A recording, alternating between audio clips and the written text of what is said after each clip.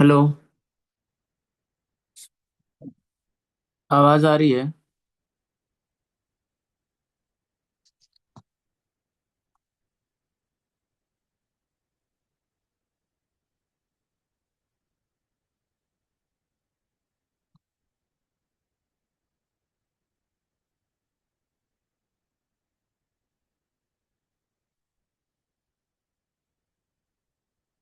Okay, ठीक है, let's start.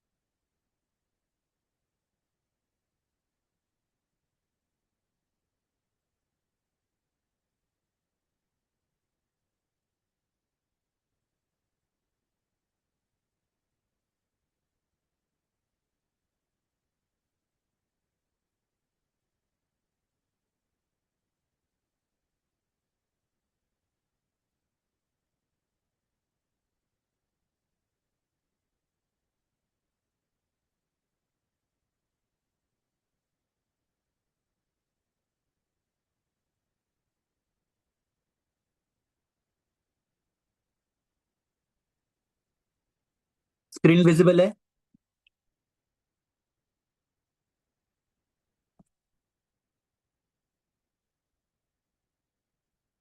Hello. No. Screen visible है?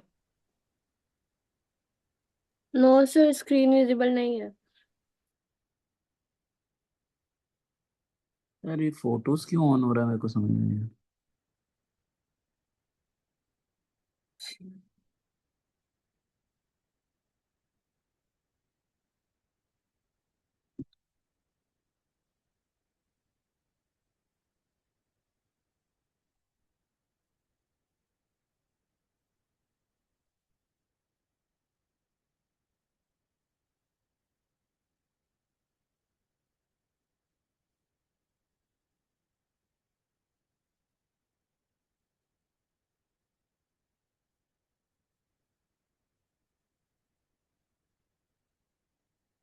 Hello ma'am.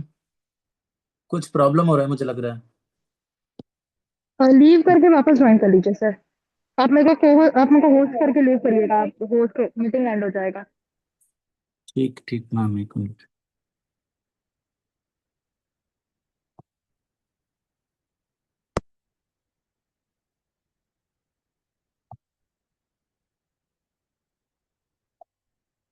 हम्म,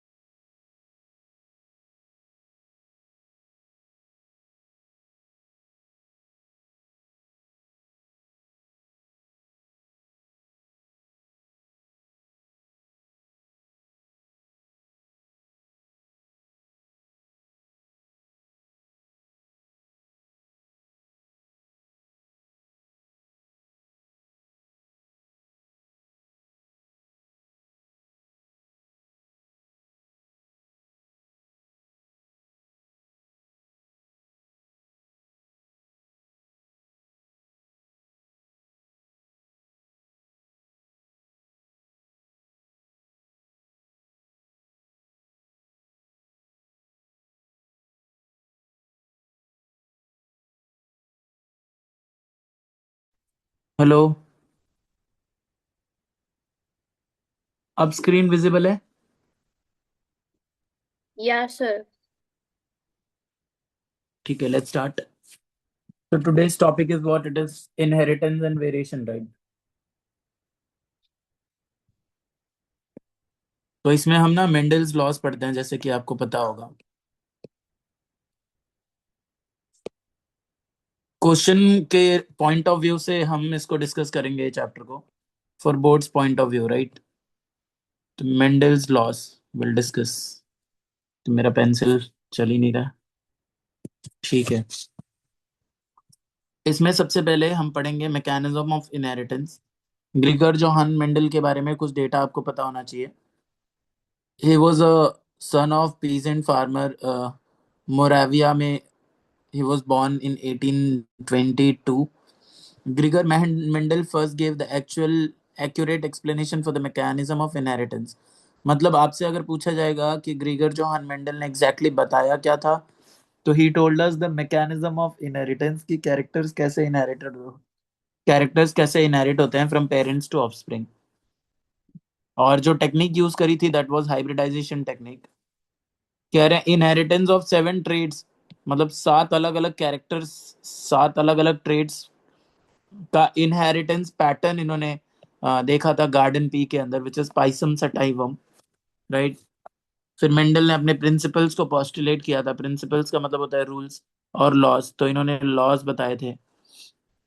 डायरेक्ट डिटेल में डिस्कस करेंगे अगर तो इसमें सबसे पहला क्वेश्चन आपका बनेगा बोर्ड में, 2 नंबर का बन सकता है कि what are the reasons for the Mendel success.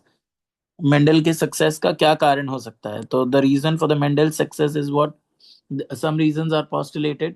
पहला, इनका जो, आप देखो ना, ये क्वेश्चन आएगा 2 मार्क का ना, तो इसमें 4 पॉइंट या फिर 5 पॉइंट लिखना इनफ होगा।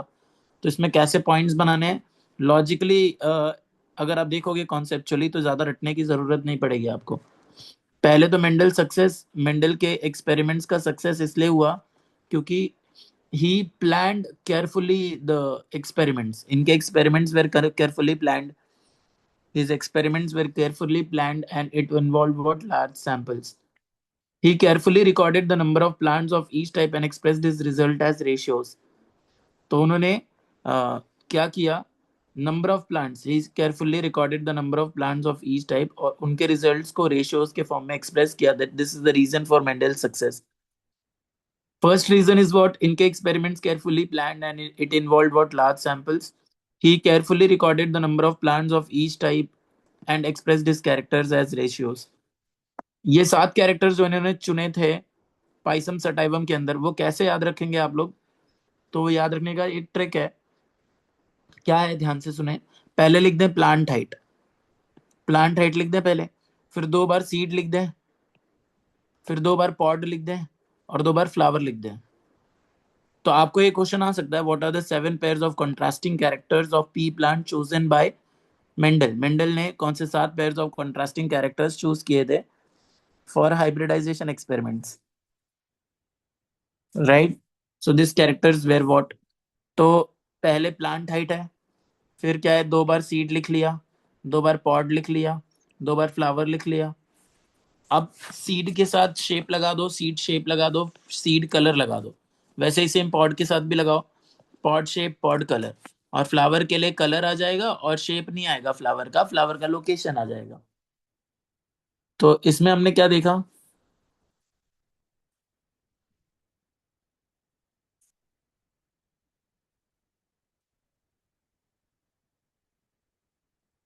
एक सेकेंड ना।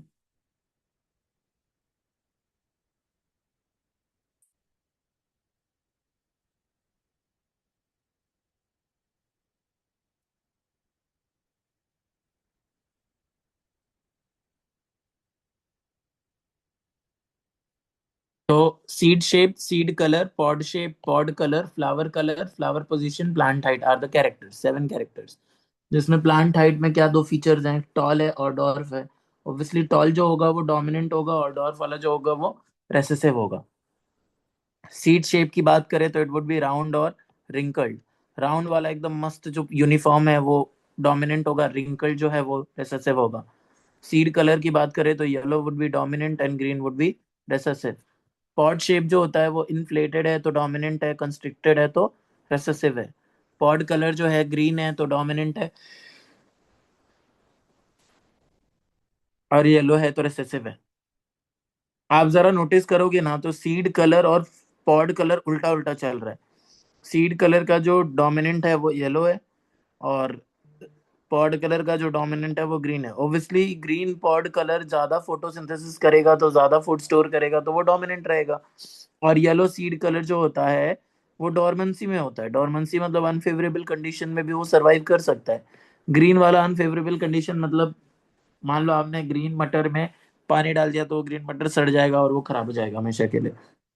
फ्लावर कलर की बात करें तो पर्पल और वाइट है। पर्पल जो है वो डोमिनेंट है और वाइट वाला जो है वो रिसेसिव है। फ्लावर लोकेशन की बात करें तो एक्सियल फ्लावर, जैसे कि मान लो ये एक्सिस है, ये फ्लावर का स्टेम है, ये ब्रांच है, तो ये एक्सिस में जो फ्लावर होगा उसको हम एक्सियल फ्लावर कहते हैं, राइट। और जो एंड पर होगा उसे हम टर्मिनल फ्लावर कहते हैं। तो एक्सियल और टर्मिनल चल रहा है। प्लांट हाइट में टॉल और डॉर्फ आ जाएगा। हम क्या पढ़ रहे थे? We were reading this reasons for Mendel success. 5 point इसमें लिखने हैं। पहला, इन्होंने लार्ज सैंपल्स लिए थे, ये फर्स्ट पॉइंट हो गया। इन्होंने अपने रिजल्ट्स को रेशियोज में एक्सप्रेस किया था, ये दूसरा पॉइंट हो गया। पी प्लांट में contrasting characters easily can be easily recognise, मतलब टॉल और डॉर्फ इजीली पहचान में आता है, राउंड और रिंकल्ड पहचान में आता है, पॉट शेप में ग्रीन और येलो पहचान में आता है, सीड कलर में ग्रीन और येलो पहचान में आता है। तो ये प्रॉपरली रिकॉग्नाइज हो सकता है। The 7 different characters in pea plant were controlled by a single factor each. सात के सात कैरेक्टर जो है वो अलग अलग फैक्टर से कंट्रोल्ड है। फैक्टर मतलब आज के जमाने में जीन है, बट मेंडल के टाइम पे he was not knowing the gene जैसी कोई चीज उनको मालूम नहीं थी, राइट। तो वो है एक चीज। The 7 different characters in pea plant were controlled by a single factor each. He introduce the concept of dominance and recessiveness. इन्होंने कॉन्सेप्ट ऑफ डोमिनेंस और रिसेसिवनेस भी इंट्रोड्यूस किया। ये जो जेनेटिक टर्मिनोलॉजीज है ना, ये जेनेटिक टर्मिनोलॉजीज में आपको कौन कौन सी चीजें पढ़ लेनी है? एक जीन का डेफिनेशन पढ़ लेना है, जीन का। एक अलील का डेफिनेशन पढ़ लेना है, डोमिनेंट और रिसेसिव का पढ़ लेना है। ये सब चीजें पढ़ लेनी है। तो जीन क्या है? Gene is nothing but it is particular segment of DNA which is responsible for inheritance and expression of that character. Gene क्या है? It is a particular segment of DNA which is responsible for the inheritance and expression of that character. फिर है alleles और अलीलोमॉर्फ्स। Alleles और अलीलोमॉर्फ्स क्या होता है? The two or more alternative forms of a given gene. Gene क्या है? It is a segment of DNA. But आपको पता है, जैसे मैं आपको बताऊं अगर, तो ये देखो, मान लो ये एक क्रोमोसोम है, ये दूसरा क्रोमोसोम है। एक मिनट, पेंसिल लेने दो। मान लो ये एक क्रोमोसोम है, ये दूसरा क्रोमोसोम है। इस क्रोमोसोम के इस वाले सेगमेंट पे मान लो हाइट का कैपिटल टी जीन है, तो इसके इसी सेम सेगमेंट पे भी, क्योंकि ये दोनों क्रोमोसोम्स होमोलोगस हैं। होमोलोगस क्रोमोसोम्स का मतलब होता है ऐसे क्रोमोसोम्स जिनके पास सेम लोकस पे सेम जीन्स प्रेजेंट हो। Homologous chromosomes are the chromosomes where the same locus will have the same genes. तो यहाँ पे भी जीन है। अब मान लो ये कैपिटल टी ही रह गया, ये जीन कैपिटल टी था, यहाँ भी कैपिटल टी रह गया। तो आप मुझे बताओ, ये कैपिटल टी जो है ये सेम है ना? सेम फॉर्म है, एक जीन के सेम फॉर्म है, तो इनको हम अलील्स नहीं कहेंगे। बट यहीं अगर मैं छोटू टी डाल देता तो ये क्या हो जाता बच्चों? अलील्स। तो what is allele? Allele is what the two or more alternative form of a given gene or factor. This is known as what? Alleles of each other. Dominant, it is an allele that expresses its trait। मतलब what is dominant allele? तो dominant allele is that allele which expresses its trait even in the presence of an alternative allele, मतलब heterozygous condition में। recessive में this allele is not expressed in the presence of an alternative allele, मतलब अगर छोटू T के साथ capital T है तो वो एक्सप्रेस नहीं होगा। ये कुछ डेफिनेशंस याद कर लेना आप लोग। फिनोटाइप का डेफिनेशन आया तो लिख देना, external appearance of an individual for any trait. External appearance of an individual for any trait is called phenotype for that trait।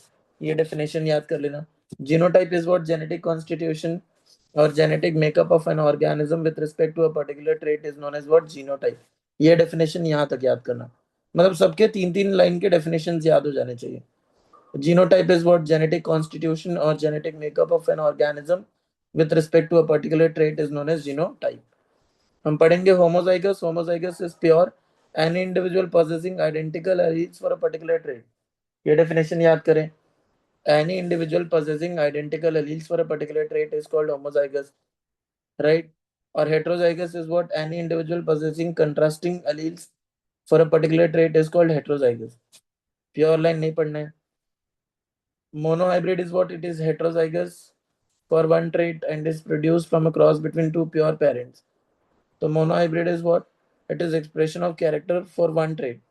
एक trait के लिए transmission of character पढ़ रहे हैं, उसे हम क्या कहेंगे? Monohybrid. F1 generation refers to the first filial generation. It consists of, तो F1 generation का definition अगर आया तो it refers to the first filial generation. It consists of all offsprings produced from a parental cross. F2 generation is the second generation which is produced by selfing of F1 generation offsprings. F1 generation के बच्चों को selfing करेंगे, मतलब self pollination करवाएंगे, तो second filial generation मिलेगा. Punnett square checkerboard, it is probability table. अगर question है what define Punnett square checkerboard, तो आप बताएं it is probability table representing different permutation and combinations of fertilization between gametes of the opposing mating types. Homologous chromosomes means what? The morphologically, genetically and structurally essential identical chromosomes. मतलब morphology same हो, genetic same हो और structurally essentially identical chromosomes present हो diploid cells में, इनको हम क्या कहते हैं? Homologous chromosome. What is back cross? It is a cross of F1 progeny with any of the parent. Back cross का मतलब F1 के बच्चों को, फर्स्ट जनरेशन के बच्चों को किसी भी पेरेंट के साथ क्रॉस कराया, it is what? Back cross. And test cross is what? Test cross is, it is a cross of F1 progeny with the homozygous recessive. It is used to test the homozygous or heterozygous nature of hybrid. ये test किया जाता है कि जो भी individual है वो homozygous है या फिर हेटेरोजाइगस है, टेस्ट क्रॉस की मदद से.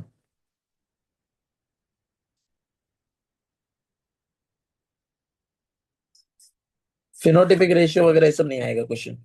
अभी हमें मोनो हाइब्रिड क्रॉस पढ़ना है. ये टेबल, अगर आपको मोनो हाइब्रिड क्रॉस का एक क्वेश्चन आ गया, describe in detail about mono hybrid cross, तो आप क्या बोल, ये वाला डायग्राम ड्रॉ कर दोगे, आपको फुल मार्क्स मिल जाएगा. मोनो हाइब्रिड क्रॉस का डेफिनेशन लिख देना.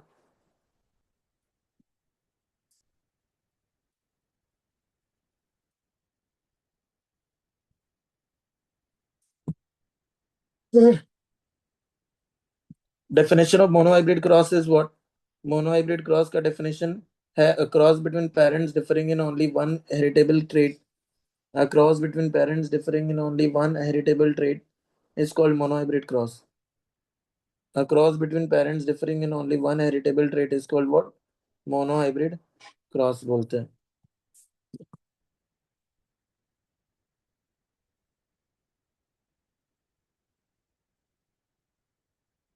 जैसे कि मान लो आपने दो प्लांट्स का क्रॉस करवाया, प्योर टॉल और प्योर डॉर्फ का, तो प्योर टॉल का क्या क्या आ जाएगा? जीनोटाइप कैपिटल टी, और प्योर डॉर्फ का जो आ जाएगा वो छोटू टी आ जाएगा. ऐसे छोटू टी. ये कौन से गैमेट बनाएगा? Capital T. ये छोटू टी बनाएगा. दोनों के सारे बच्चे, फर्स्ट फिलियल के सारे जनरेशन के बच्चे कैपिटल टी स्मॉल टी होंगे, मतलब सारे के सारे क्या होंगे? डोमिनेंट. अब सारे के सारे टॉल होंगे. इनकी F1 जनरेशन की सेल्फिंग करवाई अगर, तो एक इंडिविजुअल ऐसा है और दूसरे इंडिविजुअल ऐसा है, तो गैमिट्स कैसे बनेंगे इसके पास गैमिट्स बन जाएंगे कैपिटल टी छोटू टी. इसके पास कैसे बन जाएंगे? Capital T Chhotu T.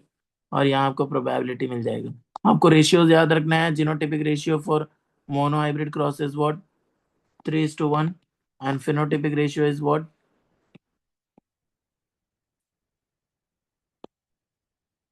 Phenotypic ratio is what? It is 3:1. और genotypic ratio is what? 1:2:1. Yes और नो? अभी हम क्या पढ़ेंगे? Di hybrid cross. तो डाई हाइब्रिड क्रॉस में दो इंडिविजुअल्स आते हैं. ये देखो क्रॉस करके दिखाया है. राउंड एंड येलो सीड्स को हमने क्रॉस किया है. राउंड एंड येलो सीड्स को हमने क्रॉस किया है रिंकल्ड ग्रीन सीड से. राउंड येलो कैसा होगा? Capital R capital R capital Y capital Y. ये कैसा होगा? छोटू आर छोटू आर छोटू वाई छोटू वाई. ये ऐसे कुछ गैमेट्स बनेंगे. इनका फ्यूजन से सारे राउंड येलो ही सीड्स निकलेंगे. लेकिन जैसे ही आप इनकी सेल्फिंग करवाओगे तो आपको कुछ ऐसे पॉसिबिलिटीज नजर आएंगी. जीनोटाइप ये हो जाएगा, और इनके गैमेट्स चार टाइप के बन सकते हैं। चार टाइप के, कैपिटल आर, कैपिटल छोटू आर, कैपिटल वाई छोटू वाई। तो ये जो गैमेट्स बन रहे हैं, ये चार टाइप के बनेंगे। कैसे? एक आर के साथ कैपिटल वाई चला गया, एक कैपिटल आर के साथ छोटू वाई चला गया, एक छोटू आर के साथ कैपिटल वाई चला गया, एक छोटू आर के साथ छोटू वाई चला गया। तो चार टाइप्स के गैमेट्स बनेंगे। और ये गैमेट्स का चेकर बोर्ड ये भरना होता है, आप भर देंगे। इसको कैसे भरेंगे बताएं? इसको कैसे भरेंगे? पहले वाले में कैपिटल आर आ जाएगा, कैपिटल वाई आ जाएगा। दूसरे में ये लेना है, ये वाला कॉलम लेना है, और ये वाला कॉलम लेना है। तो यहाँ तो कैपिटल आर हो गया, और कैपिटल वाई छोटू वाई भी हो गया, राइट? ऐसे करके पूरा भर जाएगा। जब भरेगा तो इसका जो जीनोटिपिक रेशियो आएगा, आप कर लेना ये चीज, बहुत बार पढ़े हैं आप लोग। जीनोटिपिक रेशियो जो आएगा वो कितना आएगा? 1। जीनोटिपिक रेशियो क्या आएगा इसका? पहले तो फिनोटिपिक देख लो। फिनोटिपिक मतलब ये दिखेंगे कैसे? फिनोटिपिक, तो फिनोटिपिक रेशियो जो इसका आएगा वो ऐसा आएगा, 9:3:3:1 फिनोटिपिक रेशियो है। तो ये सही है। इसका जो जीनोटिपिक सॉरी इसका जो जीनोटिपिक रेशियो है वो कैसे निकालोगे आप लोग? जीनोटिपिक रेशियो निकालने के लिए इसको ब्रेक करो। 9 को ब्रेक करने का तरीका याद रखो। 1:2:2:4 1:2:2:1 और लास्ट में 1। ये इसका क्या हो जाएगा? Genotypic ratio. ठीक है। अब हम पढ़ेंगे मेंडल्स लॉज ऑफ इनहेरिटेंस। दोनों क्रॉस हमने कर लिया। दोनों क्रॉस करने के बाद आपको क्या याद रहना चाहिए? Mendel's laws of inheritance. इनके डेफिनेशंस आप एक बार पढ़ लेना सब। स्टेटमेंट, तो you will read statements of all the laws. Law of dominance का स्टेटमेंट पढ़ोगे, law of purity of gametes का पढ़ोगे, और लॉ ऑफ इंडिपेंडेंट असॉर्टमेंट का भी, ये तीनों का पढ़ोगे। बहुत इंपॉर्टेंट है, क्वेश्चन आएगा। मतलब ऐसे बोल देगा कि describe dihybrid cross in detail with and explain law of dominance.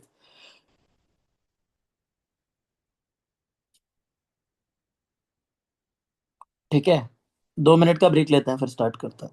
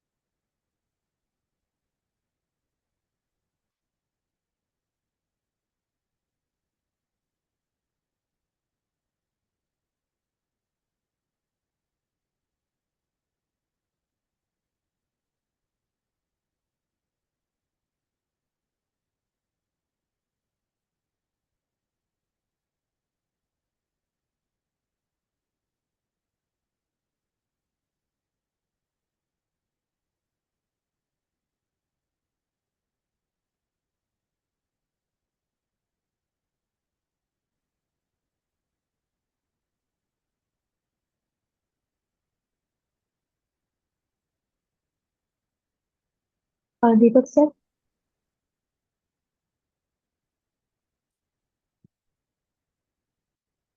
Hello,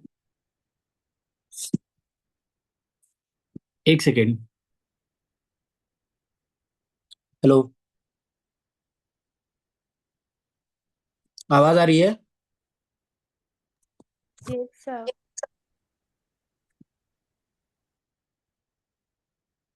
ठीक है।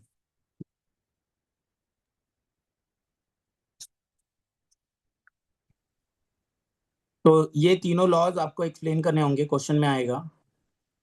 मेंडल्स लॉज ऑफ डोमिनेंस बताना होगा, लॉ ऑफ सेग्रीगेशन या फिर प्योरिटी ऑफ गैमीट्स, और आपको बताना होगा लॉ ऑफ इंडिपेंडेंट असॉर्टमेंट। तो पहला डेफिनेशन बताता हूँ मैं। लॉ ऑफ डोमिनेंस में व्हेन टू होमोजाइगस, मैं आपको सिर्फ बोर्ड्स पर पर्सपेक्टिव से ना मार्किंग्स टाइप दे दे रहा हूँ कि कहाँ से क्या आएगा question.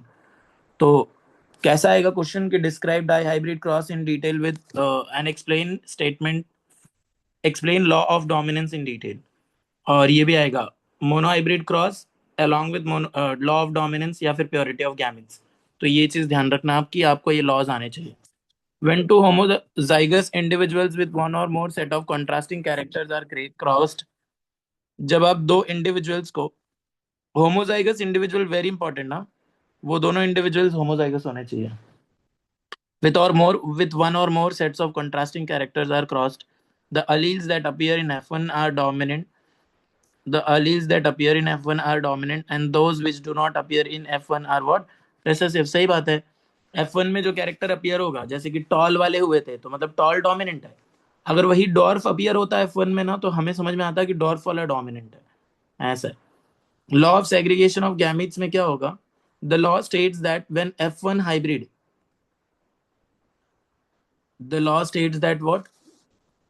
The law states that when hybrid F1 forms gametes, जब hybrid F1 gametes बनाता है, तो the alleles segregate from each other and enter in different gametes। यही है law of purity of gametes।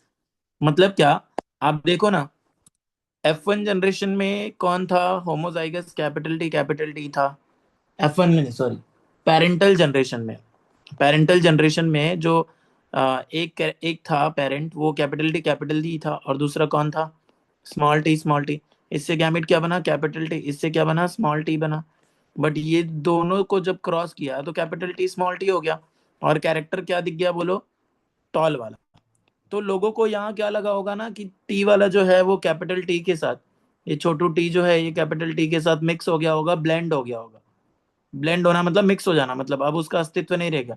लेकिन एनसीईआरटी कहती है, या फिर अपना टेक्स्ट बुक भी क्या कह रहा है, कि जब भी गैमीट्स बनते हैं ना, तो ये जो F1 जनरेशन है, ये F1 जनरेशन सेग्रीगेट होते हैं इनके गैमीट्स, और इनके जो अलील्स है ना, enters in different gametes. The alleles of the F1 generation while formation of gametes enters in different gametes, this is known as what? Law of purity of gametes। तो ये याद रखना है आपको। Law of independent assortment is applicable to di hybrid cross और more. मतलब law of independent assortment जो है ना, ये इंडिपेंडेंट असॉर्टमेंट वाला, ये डाई हाइब्रिड के लिए ही एप्लीकेबल है, मोनो हाइब्रिड के लिए नहीं है। डाई हाइब्रिड या फिर उससे ज्यादा के लिए एप्लीकेबल है। ये लॉ क्या कहता है? डाई हाइब्रिड बोले तो मान लो आपने एक बार कैपिटल आर ले लिया, कैपिटल वाई ले लिया। अब स्मॉल आर स्मॉल वाई को जब क्रॉस कराया आपने इन दोनों को, तो आपको कैसे कैरेक्टर्स मिले? R capital Y small Y. अब ये कह रहे हैं कि ये दो, यहाँ पे ना दो कैरेक्टर्स के जीन्स हैं, एक ही इंडिविजुअल में दो कैरेक्टर्स के जीन है। तो कह रहे हैं कि ये कैरेक्टर का असॉर्ट होना ये कैरेक्टर पे डिपेंड नहीं करता, ये इसके इंडिपेंडेंटली असॉर्ट हो सकता है। मतलब क्या? कैपिटल आर जो है it can go with capital Y, and capital R can go with small Y as well. ऐसा है। तो this is known as law of independent assortment. इसका डेफिनेशन आप याद रखना। The law states that when hybrid possessing two or more pairs of contrasting characters, right, the factors in each pair segregate independently of the other pair. The factors, the factor in each pair, capital R, small r, capital Y, small y. The factor in each pair uh, the factor in each pair segregate independently of the other pair। ये बहुत important है। ये हो गया monohybrid dihybrid cross हो गया, right. अभी हमें क्या पढ़ना होता है? बैक क्रॉस और टेस्ट क्रॉस। बैक क्रॉस मैंने आपको डिफाइन किया था। What is back cross? When F1 individual obtained in a cross are usually said to get F2 progeny, देखो क्या है, back cross is what, back cross when F1 hybrid is crossed with any of the parent. F1 को, F1 कौन है, capital T small T, इसको किसी भी parent के साथ क्रॉस कराया, capital T small, sorry, capital T वाले के साथ करा दिया या फिर स्मॉल टी वालों के साथ करा दिया, तो जो कैरेक्टर्स बने वो सेम बने, right? So when the F1 hybrid is crossed with any of the parent, this is known as back cross. And what is test cross? The cross of F1 hybrid with the homozygous recessive parent is known as what? Test cross. इसको test cross कहते हैं। ये ध्यान से पढ़े आप, back cross is what? F1 individual with any of the parent, and test cross is what? F1 individual with recessive parent only। जैसे कि ये टेस्ट क्रॉस का एक दिखाया है आपको, ध्यान से सुन ले आप। टेस्ट क्रॉस, आपको ये याद रखना कि टेस्ट क्रॉस किस चीज के लिए होता है। मान लो आपके पास एक फ्लावर है और वो फ्लावर जो है वो टॉल है, एक फ्लावर है जो टॉल है। अब आपको पता है टॉल, सॉरी, एक प्लांट है, एक प्लांट है जो क्या है, टॉल है। अब टॉल प्लांट के दो कंडीशंस हो सकते हैं, मतलब प्लांट टॉल दो कंडीशंस में हो सकता है, कैपिटल टी स्मॉल टी के कंडीशन में भी हो सकता है, और स्मॉल टी की भी कंडीशन में हो सकता है, sorry, capital T small T की कंडीशन में हो सकता है। तो मान लो आपको एक प्लांट मिला, तो आपको प्लांट टॉल दिखा। अब उसके अंदर जीन में क्या है, कैपिटल टी है, कैपिटल टी है या फिर कैपिटल टी स्मॉल टी है, ये थोड़ी ना दिख जाएगा आपको। तो अगर आपको ये प्रैक्टिकली पता करना है, आज के जमाने में तो ये माइक्रोस्कोप से दिख जाएगा, बट अगर उस टाइम आपको मेंडल के टाइम पे ये पता करना होता, तो आपके पास ना माइक्रोस्कोप था ना कोई टूल था जिससे आप ये पता कर सकते थे। इसीलिए उन्होंने दिमाग लगाया था मेंडल ने, टेस्ट क्रॉस नाम दिया था। Test cross is use to find the genotype of non phenotype. मतलब कोई एक प्लांट है जिसका फिनोटाइप पता है आपको, कोई एक प्लांट है जिसका फिनोटाइप पता है, मतलब वो कैसा दिखता है वो पता है, लेकिन उसका जीनोटाइप आपको नहीं पता है। तो उस केस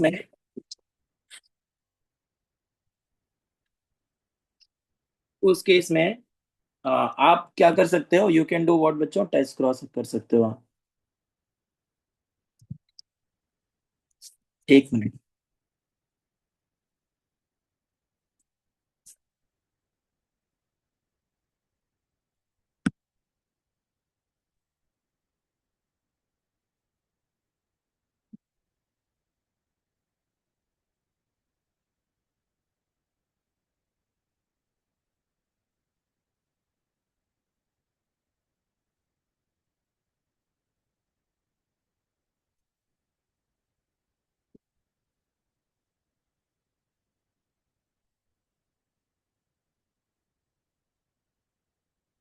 देखो मैं आपको टेस्ट क्रॉस दिखाता हूँ कैसे होता है। तो मान लो ये देखो, ये होमोजाइगस रिसेसिव है और ये होमोजाइगस,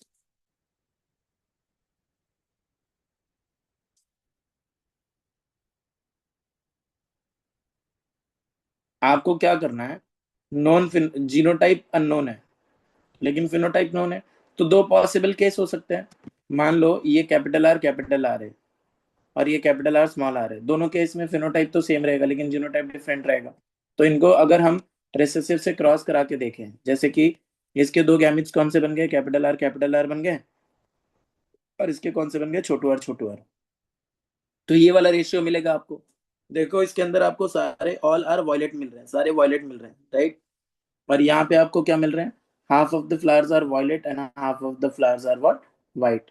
तो इसमें रेशियो कैसा मिल रहा है, इसमें 1:1। जब सारे वॉयलेट मिलेंगे, if you'll get all are violet, तो non flower is what, homozygous dominant, yes, capital R होगा।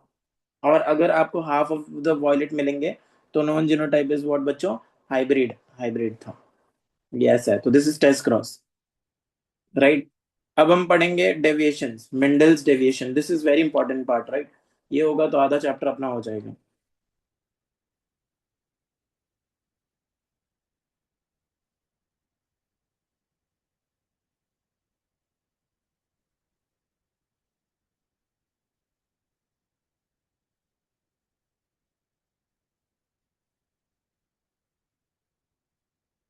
देखो, तो the deviations are what, deviation मतलब क्या, कहाँ कहीं कहीं ऐसे केसेस है ना, देयर आर सम केसेस जहां पे मेंडल्स के लॉस फॉलो नहीं हुए. There are some cases where the Mendel's laws are not followed. In such cases those conditions are known as deviations from Mendel's laws. Mendel ने क्या क्या बातें बोली थी. मेंडल ने बोला कि कोई एक ट्रेट एक जीन कंट्रोल करेगा और उस जीन के दो अलील्स होंगे. जो अलील्स कुछ इंटरैक्शंस दिखाएंगे जैसे कि कोडोमिनेंस. सॉरी, जो क्या दिखाते हैं, डोमिनेंस दिखाते हैं. ये मेंडल की बात थी. मेंडल ने बोला कि एक ट्रेट के लिए एक जीन होगा, उसके पास दो अलील्स होंगे और वो डोमिनेंस दिखाएंगे. बट यहाँ पे डेविएशन क्या हो जाएगा, एक ट्रेट के लिए एक जीन ही रहेगा, उसके दो अलील्स हैं, बट ये अलील्स लॉ ऑफ डोमिनेंस को छोड़कर कुछ और ही दिखाने लग रहे हैं, लाइक को dominance and incomplete dominance. In this case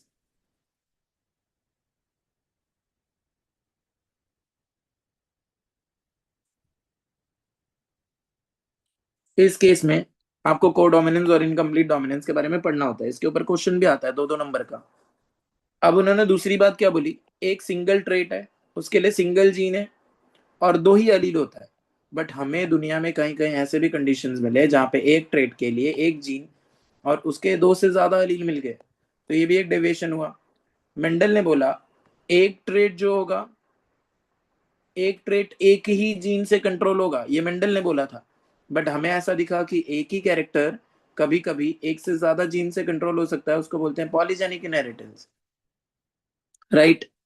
और कभी कभी क्या हो सकता है, एक ही जीन एक से ज्यादा ट्रेट भी देख सकता है, उसको प्लियोट्रोपिज्म बोलते हैं.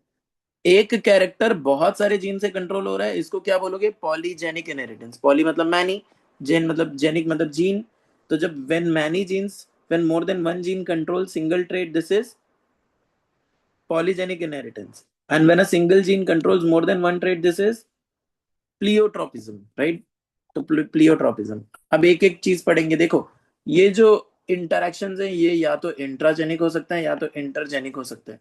इंट्राजेनिक मतलब एक ही जीन के दो अलील के बीच में इंटरेक्शन दिख गए, और या फिर इंटरजेनिक हो सकते हैं तो नॉन अलील इंटरेक्शन होगा. बट इसके डेफिनेशन आपको बोर्ड में नहीं पूछे जाएंगे, इतना इंपॉर्टेंट है. आपको डायरेक्ट ये सब आएगा. पहला एग्जाम्पल क्या है बच्चों, इनकम्प्लीट डोमिनेंस. ये इसके ऊपर 2 मार्क का क्वेश्चन आएगा. तो आपको बोला जाएगा कि इनकम्प्लीट डोमिनेंस क्या है. तो इनकम्प्लीट डोमिनेंस जो है उसमें both the alleles of an allelomorphic pair express themselves partially. One allele cannot suppress the expression of the other completely. In such case, there is an intermediate expression in the F1 hybrid occurs. A well-known example is the flower color of Mirabilis jalapa. तो आपसे पूछा जाएगा कि incomplete dominance क्या है, तो आप कह देना it is a type of cross. Incomplete dominance is a type of cross where one allele cannot suppress the expression of other completely. मतलब दूसरे का एक्सप्रेशन को कंप्लीटली एक्सप्रेस नहीं कर पाता. दूसरा वाला जो है रेसेसिव वाला, वो भी थोड़ा बहुत एक्सप्रेस हो जाता है, थोड़ा बहुत, पूरा नहीं होता है. तो mirabilis जलापा is the example. Mirabilis जलापा एक रेड कलर फ्लावर होता है, जिसको मतलब मिराबिलिस जलापा के कुछ फ्लावर्स रेड कलर होते हैं और कुछ फ्लावर्स व्हाइट कलर होते हैं. तो उन्होंने बोला कि अगर मैं रेड और व्हाइट का क्रॉस कराऊं तो मुझे इंडिविजुअल जो मिलने चाहिए डोमिनेंस के हिसाब से वो 3:1 मिलने चाहिए. 3 रेड मिलने चाहिए डोमिनेंट वाले और 1 डॉर्फ मतलब व्हाइट मिलने चाहिए. ऐसा होना चाहिए था. लेकिन वहां पे मुझे कुछ और ही मिला. जैसे कि मान लो मैंने रेड फ्लावर को व्हाइट फ्लावर के साथ क्रॉस किया, तो red flower is what it is capital R and white flower is what small R. इनको जब क्रॉस कराया तो मुझे क्या मिला, कैपिटल आर स्मॉल आर मिल गया. अब इन ये क्या हुए, पिंक हुए. मेरे हिसाब से क्या होने चाहिए थे, सारे के सारे रेड होने चाहिए थे, क्योंकि रेड वाला डोमिनेंट है और F1 में डोमिनेंट. तो ये कैसे निकले, पिंक निकले. अब बताओ, रेड में थोड़ा सा व्हाइट पड़ेगा तभी तो पिंक होगा. मतलब थोड़ा सा ही व्हाइट एक्सप्रेस हुआ है, व्हाइट पूरा एक्सप्रेस या फिर आधा भी एक्सप्रेस नहीं हुआ है.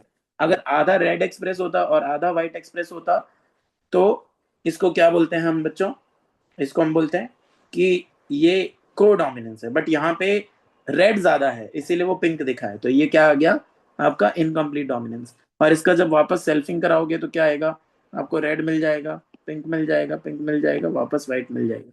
तो जीनोटिपिक रेशियो 1:2:1 है और फिनोटिपिक रेशियो है 1:2 पिंक:1 व्हाइट. ये रेशियोज आपको आने चाहिए result.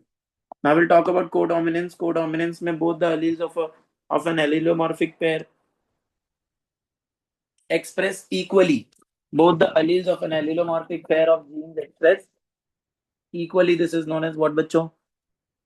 Codominance. Such alleles which are able to express themselves equally independently in hybrids are called codominant alleles. In codominance, both the alleles are expressed.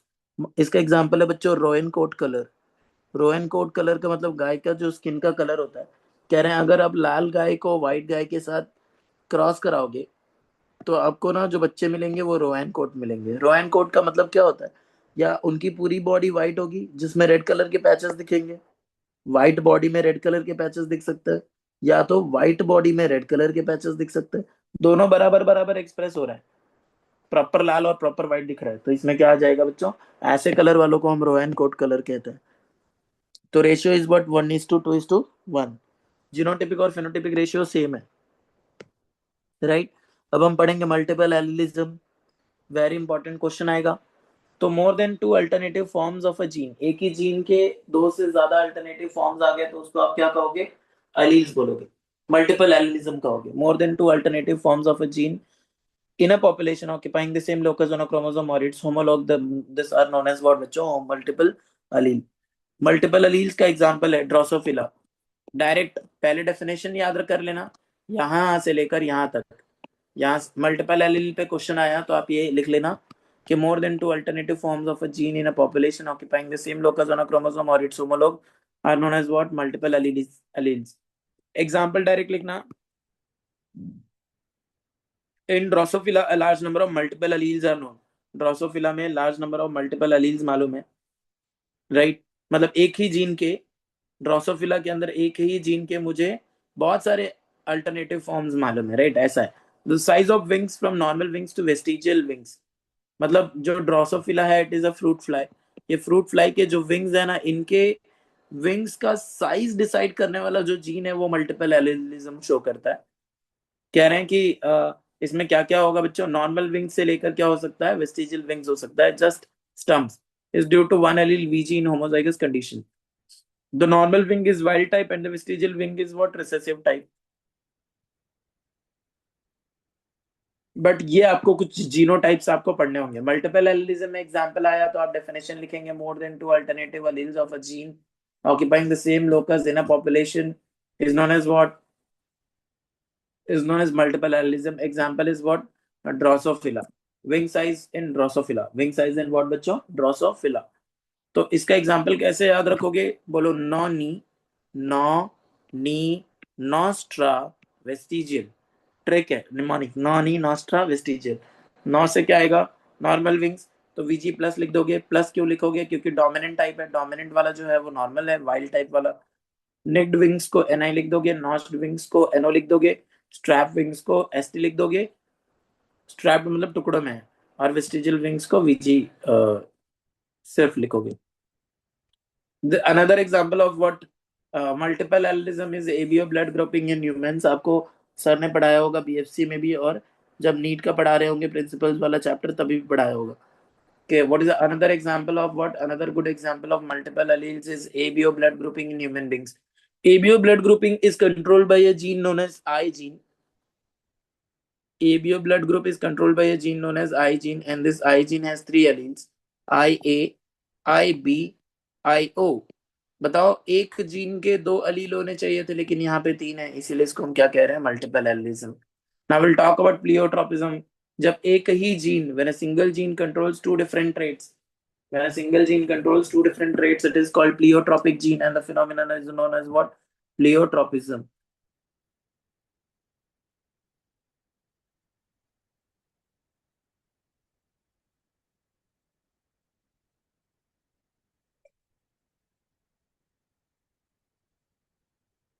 When a single gene controls 2 or more different traits, it is called pleiotropic gene, and the phenomenon is called what? Pleiotropism.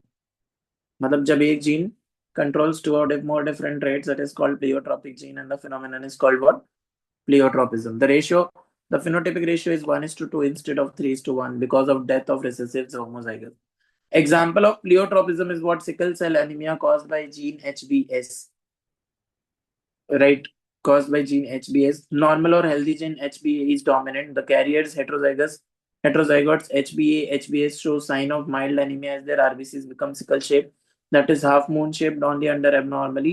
Low CO2, sorry low O2 concentration. मतलब क्या, मान लो आपने दो parents ले लिए, cross करा रहे हो आप। सिकल सेल एनीमिया का क्रॉस देखना है, ध्यान से सुनो आप, ये आ सकता है। सिकल सेल कैरियर कौन होगा? HbA HbS होगा। सिकल सेल कैरियर कौन होगा? HbA HbS होगा, राइट। ये कैसे गैमेट्स बनाएगा? HbA बना लिया, HbS बना लिया, HbS बना लिया, HbS ये बना लिया, HbS बना लिया। अब देखो क्रॉस करोगे तो क्या होगा,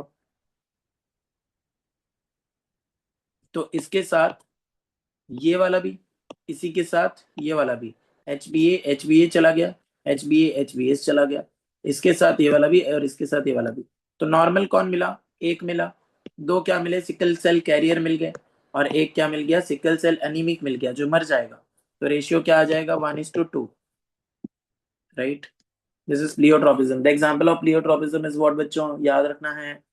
जैसे एग्जांपल ऑफ मल्टीपल एलिलिज्म में आपने क्या याद रखा? Wing size of Drosophila controlled by various alleles like नॉनी नॉस्टा वेस्टिजियल।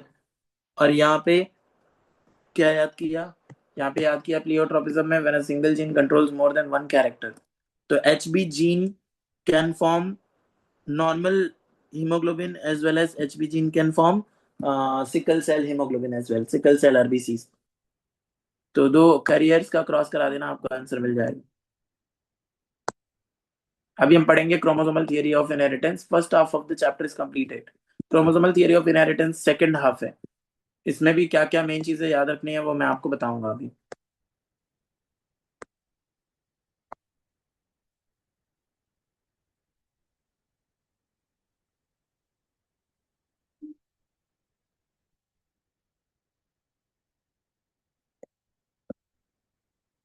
ये क्रोमोसोमल थियरी वाले में ना रटने वाली चीजें ज्यादा हैं थोड़ी, तो वो मैं आपको बताता हूँ। 5 मिनट 2 मिनट का ब्रेक लेते हैं।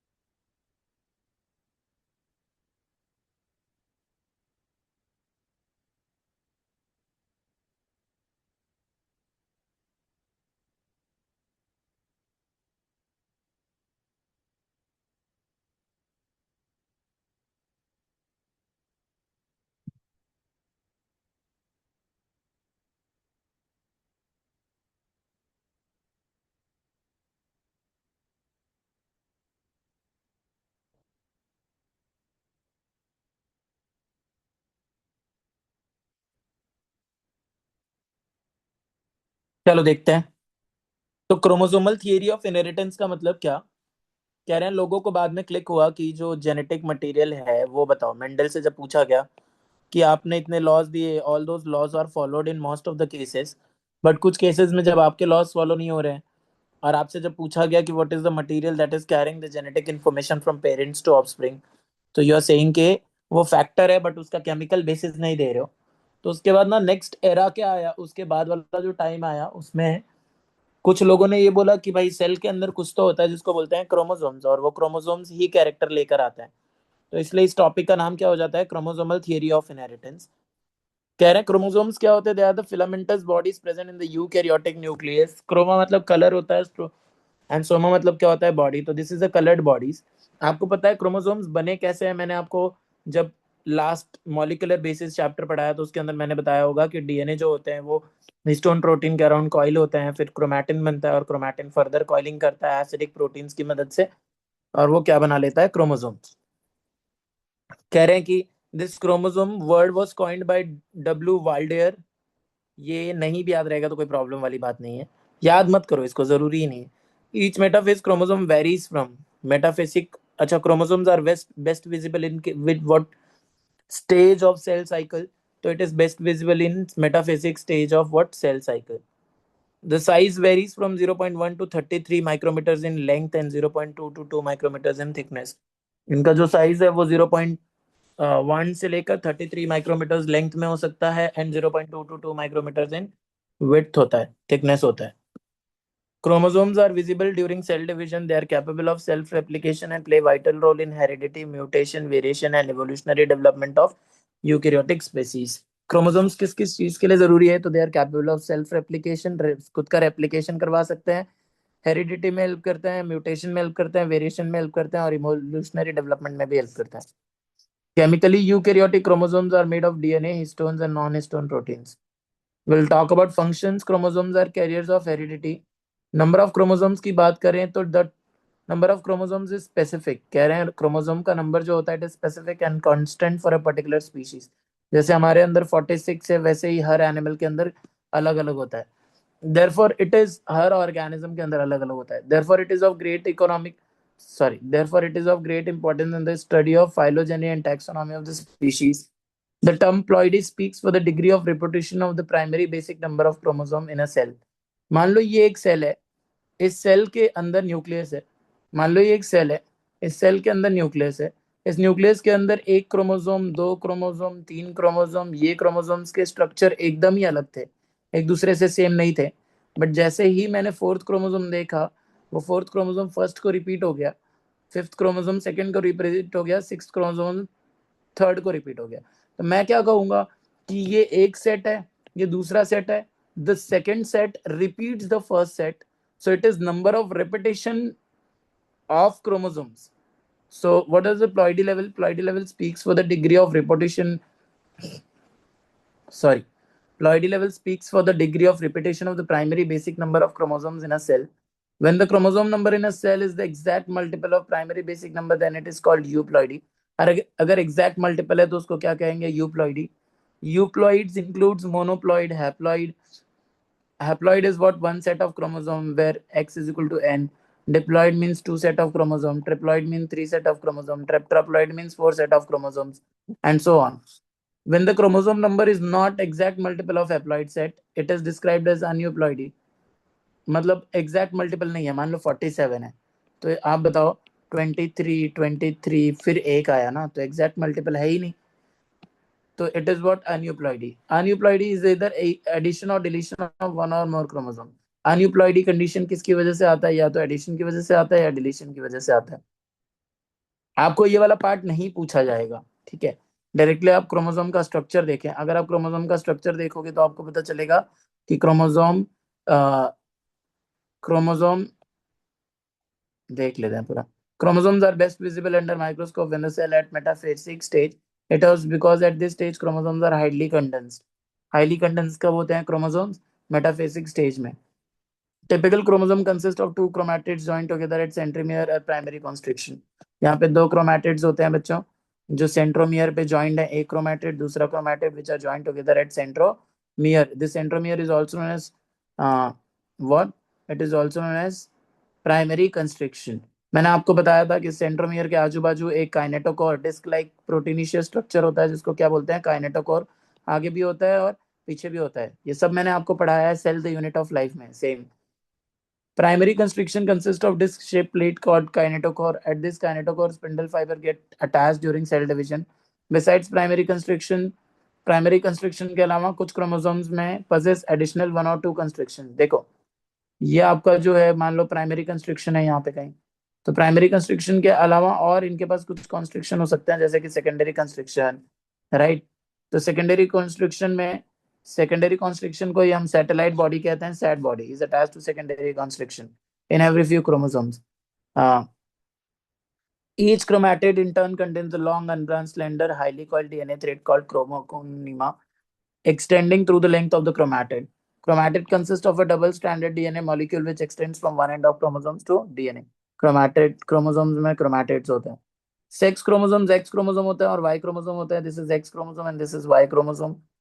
Right? इन दोनों के बीच में आपको डिफरेंस पता होना चाहिए। The chromosomes which are responsible for the determination of sex are known as sex chromosome, या फिर उन्हें एलोसोम्स भी कहते हैं। Human being and other mammals have X and Y chromosomes or sex chromosomes. X chromosome कैसा होता है? It is straight, rod-like and longer than Y chromosome. X chromosome is what? Straight. X chromosome is what? Straight, rod-like and longer than what? Y chromosome. While Y chromosome is acrocentric. Y chromosome acrocentric है मतलब उसका जो centromere it is towards the end, लगभग end की तरफ है। X chromosome has large amount of euchromatin or heterochromatin. मैंने बताया था कि euchromatin is what बच्चों, lightly stained part of the chromosome is euchromatin, and heterochromatin is highly condensed region or densely stained structure of the chromatin. euchromatin has large amount of DNA material। ये सब इतना याद रखने की जरूरत नहीं, सिर्फ स्ट्रक्चर बनाने आएगा तो होमोलोगस रीजन देख लेना आप लोग X एंड Y क्रोमोसोम का, राइट। लिंकेज नाम की एक चीज है, डिफाइन करना है लिंकेज। तो डेफिनेशन डायरेक्ट याद करो, ये डेफिनेशन है लिंकेज का। ये तो आप मार्क कर लो इसको और लिख लेना, ये क्वेश्चन आ सकता है आपको 3 मार्क का। बहुत इंपॉर्टेंट पॉइंट है, बहुत ज्यादा, बोर्ड के लिए सबसे फेवरेट क्वेश्चन है लिंकेज। तो सबसे पहले डेफिनेशन देना होता है। तो what is definition of linkage? The definition of linkage is what? It is tendency of 2 or more genes, when 2 or more genes present on the same chromosomes inherited together. The 2 or more genes present on the same chromosomes when inherited together, this is known as what? Linkage। ऐसे बहुत आसान है ना, एक gene है, sorry एक chromosome है, इस पे एक जीन दूसरा जीन, ये कभी भी जब इनहेरिट होंगे, मतलब बच्चों के अंदर जाएंगे, तो ये साथ में जाएंगे क्योंकि ये क्लोजली लिंक्ड है। तो इसी को क्या कहते हैं? Linkage. Linkage was first discovered by Bateson and Punnett in animals by TH Morgan. मतलब लिंकेज को प्लांट्स में किसने डिस्कवर करा था? बेटिसन एंड पुनेट ने। और एनिमल्स में किसने करा था? टीएच मॉर्गन ने। कौन से एनिमल में करा था? ड्रोसोफिला फ्रूट फ्लाई में उसका एक्सपेरिमेंट है, आपको पता होना चाहिए। तो आपको टाइप्स ऑफ लिंकेज, मतलब क्वेश्चन कैसे आएगा? Define linkage and types of linkage. Define linkage and give its type. तो linkage is what? when 2 or more genes are inherited together, when 2 or more genes, the tendency of 2 or more genes present on the same chromosome inherited together is known as what? Linkage। Linkage दो type का होता है, it could be complete linkage and incomplete linkage. Complete linkage क्या है? The link genes which are closely located on the chromosome do not separate. मतलब देखो ये chromosome है, तो यहाँ पे एक जीन है और ये दूसरा जीन है। अब गैमेट फॉर्मेशन के वक्त ये दोनों जीन्स जो है ना, सेग्रीगेट नहीं हो रहे हैं, सेपरेट नहीं हो रहे हैं, क्रॉसिंग ओवर में पार्ट नहीं ले रहे हैं, और साथ में इनहेरिट हो रहे हैं। इसी को क्या कहेंगे? Completely linked genes. And the phenomena is known as what बच्चों? Complete linkage. एग्जांपल क्या है? X chromosome of Drosophila male. आप देखो कि X chromosome of Drosophila male में ना, X chromosome of Drosophila male में दो जीन्स होते हैं और वो दोनों जीन्स बहुत क्लोज होते हैं। जब आपको एक्सपेरिमेंट पढ़ाऊंगा तो पता चलेगा। तो आप क्या देख रहे हो? when 2 or more genes present on the same chromosome inherited together, this is known as linkage। दो टाइप के होते हैं, कंप्लीट और incomplete. Complete linkage is where the linked genes are closely associated, closely located on the chromosome, do not separate and inherit together, this is known as what? Incomplete linkage।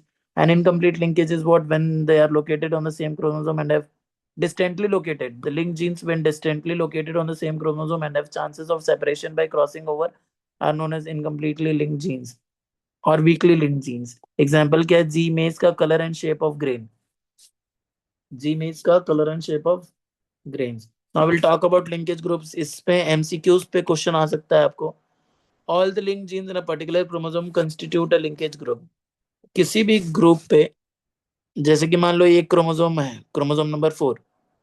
अब इस पे मान लो 4 jeans हैं, ये कोई chromosome है, इसके अंदर ये एक जीन, दो जीन, तीन जीन, ये तीनों जीन लिंक्ड है, क्लोजली एसोसिएटेड है और एक साथ इनहेरिट होता है, तो मतलब ये लिंक्ड है। तो ये लिंक्ड जीन्स, एक क्रोमोसोम पे जितने भी लिंक्ड जीन्स होंगे, all the linked genes on the same chromosome constitutes what linkage group. For example, the number of linkage groups of a particular species corresponds to its haploid number of chromosome. मतलब क्या, किसी भी species के अंदर, किसी भी species के अंदर नंबर ऑफ जो लिंक्ड जीन्स है, नंबर ऑफ लिंक्ड जीन्स, उनका नंबर जो होता है वो उनके हैप्लॉइड नंबर ऑफ क्रोमोसोम से होता है। For example, Drosophila melanogaster has 4 linkage groups. Drosophila melanogaster में बहुत इंपॉर्टेंट कितने लिंकेज ग्रुप्स होते हैं? 4। और ये किसके करेस्पॉन्ड है? Corresponds to 4 pairs of chromosomes, क्योंकि ड्रोसोफिला के अंदर 4 पेयर्स ऑफ क्रोमोसोम होते हैं। Garden pea has 7 linkage groups and 7 pairs of chromosome, सही बात है। अब हम पढ़ेंगे sex linkage. Sex linkage is what the transmission of X linked and Y linked genes from parents to offspring is called sex linked inheritance. बस इतना ही, दो टाइप का होता है, कंप्लीट सेक्स लिंकेज और इनकम्प्लीट सेक्स लिंकेज। तो complete sex linkage कौन दिखाएगा, लिंकेज कौन दिखाएगा? It is exhibited by genes located on non homologous region of X and Y chromosome. जैसे कि अगर एक्स क्रोमोसोम देखोगे ना तो ऐसा होता है, और वाई क्रोमोसोम देखोगे ना तो ऐसा होता है। तो एक्स और वाई का ये वाला होमोलोगस है, देखो ये नीचे होमोलोगस है, लेकिन ये वाला रीजन होमोलोगस नहीं है। तो कंप्लीट सेक्स लिंकेज किस में दिखता है? It is exhibited by genes located on non homologous region of X and Y chromosome. Complete sex linkage किस में दिखेगा? It is exhibited by genes located on non-homologous region of what? X and Y chromosome. They inherit together because crossing over does not occur in this region. ये एक साथ आ जाते हैं क्योंकि non homologous region में क्रॉसिंग ओवर नहीं होता। Example क्या है? Example of X linked traits are what? X linked traits कौन कौन से हैं? Haemophilia, red green colour blindness, myopia, near sightedness and Y linked are hypertrichosis, इक्योसिस। हाइपरट्राइकोसिस जो है वो याद रखो, वाई लिंक जीन्स है, वाई क्रोमोसोम पे प्रेजेंट है और लिंकेज की वजह से सेग्रीगेट नहीं हो पाता है। और एक्स लिंक जीन्स जो है वो कलर ब्लाइंडनेस है, मायोपिया है और हिमोफीलिया है। क्रॉसिंग ओवर तो आपको पता ही है, क्रॉसिंग ओवर मतलब क्या होता है? ये जो नॉन ये जो क्रोमोसोम्स हैं, ये क्रोमोसोम्स क्या करता है? मान लो ये ऐसे है ना, तो ये क्रोमोसोम्स एक दूसरे से क्या करते हैं? क्रॉसिंग ओवर करते हैं, जिसकी वजह से exchange of material take place, right. अब पढ़ेंगे मॉर्गन्स एक्सपेरिमेंट, जो हमें क्या बताता है? Linkage and crossing over. ये क्वेश्चन आपको आ सकता है 4 मार्क वाला, जो 4 मार्क या फिर 5 मार्क वाला शायद क्वेश्चन आता है ना एक आपको, 4 वाला। तो 4 वाले में ये आपको फिक्स आ सकता है, explain Morgan's experiment in detail. ये मैं अभी आपको 2 मिनट में कवर कराता हूँ, 2 मिनट का ब्रेक लेते हैं। Chapter is going to be completed almost.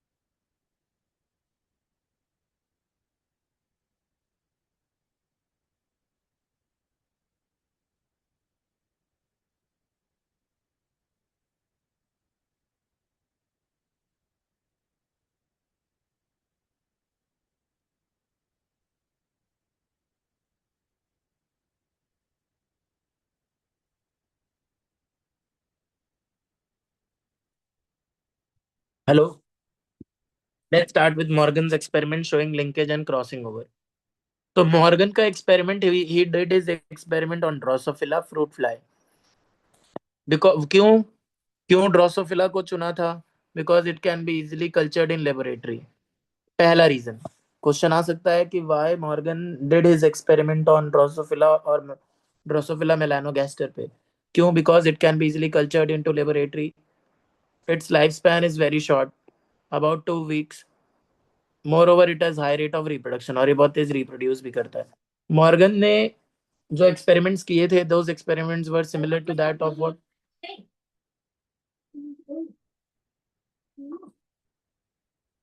Dihybrid cross की तरह था। Experiments in fruit fly to study genes that are sex linked. The crosses were similar to dihybrid crosses as carried out by Mendel in P. For example, Morgan and his group crossed yellow-bodied white-eyed female to the wild type with brown-bodied red-eyed males and intercrossed their F1 progeny. देखो ध्यान से, मैं आपको बताता हूँ कैसे cross किया है। पहले क्रॉस 1 देखो, फिर क्रॉस 2 देखो, दोनों समझने की कोशिश करो। तो क्रॉस 1 में क्या किया, ये इन्होंने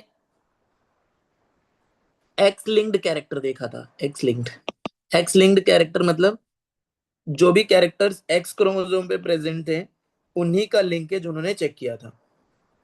तो क्रॉस 1 में क्या किया उन्होंने, क्रॉस क्रॉस 1 में उन्होंने येलो बॉडीड, मतलब उनकी बॉडी का कलर येलो और आंखों का कलर व्हाइट वाले लिए, और brown bodied red eyed, right, male से क्रॉस कराया।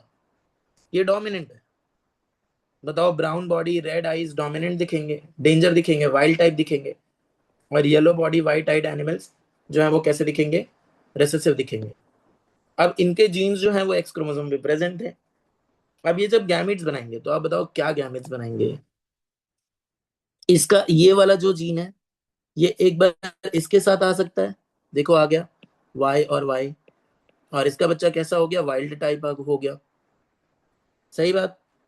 और इसका एक किसके साथ जा सकता है? इसके साथ जा सकता है, वाई डब्ल्यू वाला नॉर्मल, तो ये येलो व्हाइट हो गया। और इनका जब वापस क्रॉसिंग करवाया, राइट, तो इनको क्या मिला? ये वाला जो है, ये वाले के साथ भी गया। ठीक है, ये F1 मतलब F2 जनरेशन निकाला। F2 जनरेशन कैसे निकालते हैं बोलो? F2 जनरेशन F1 का क्रॉस करा के, इन दोनों का, इनका और इनका क्रॉस करा के, तो क्या गैमेट्स बनेंगे? इनके इस वाले के साथ ये वाला आ जाएगा, राइट।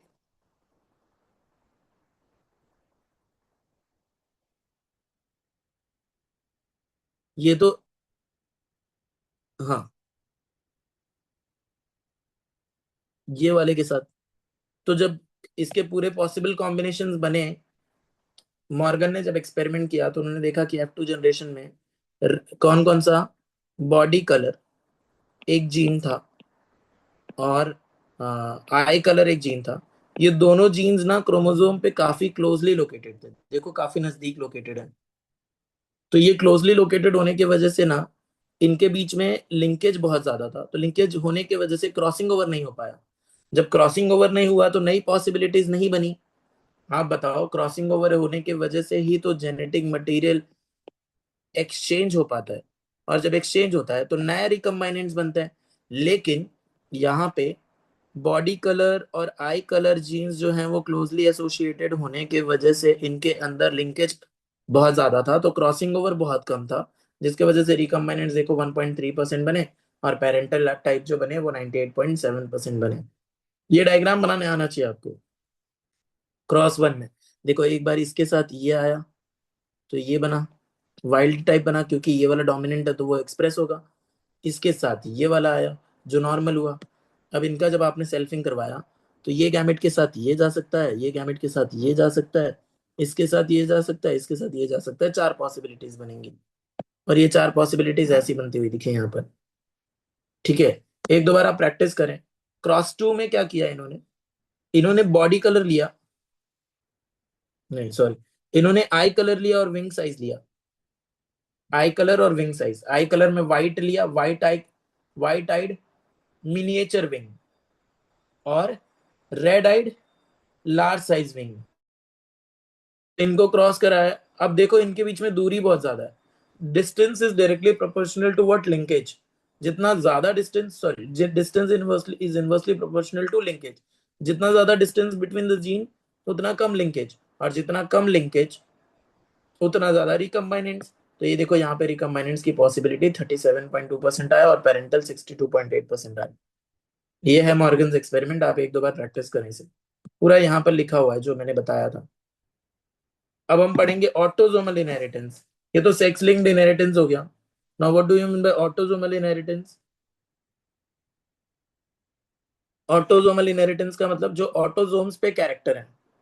जैसे देखो मैंने बताया था हमारे ह्यूमंस में टोटल 46 क्रोमोसोम है।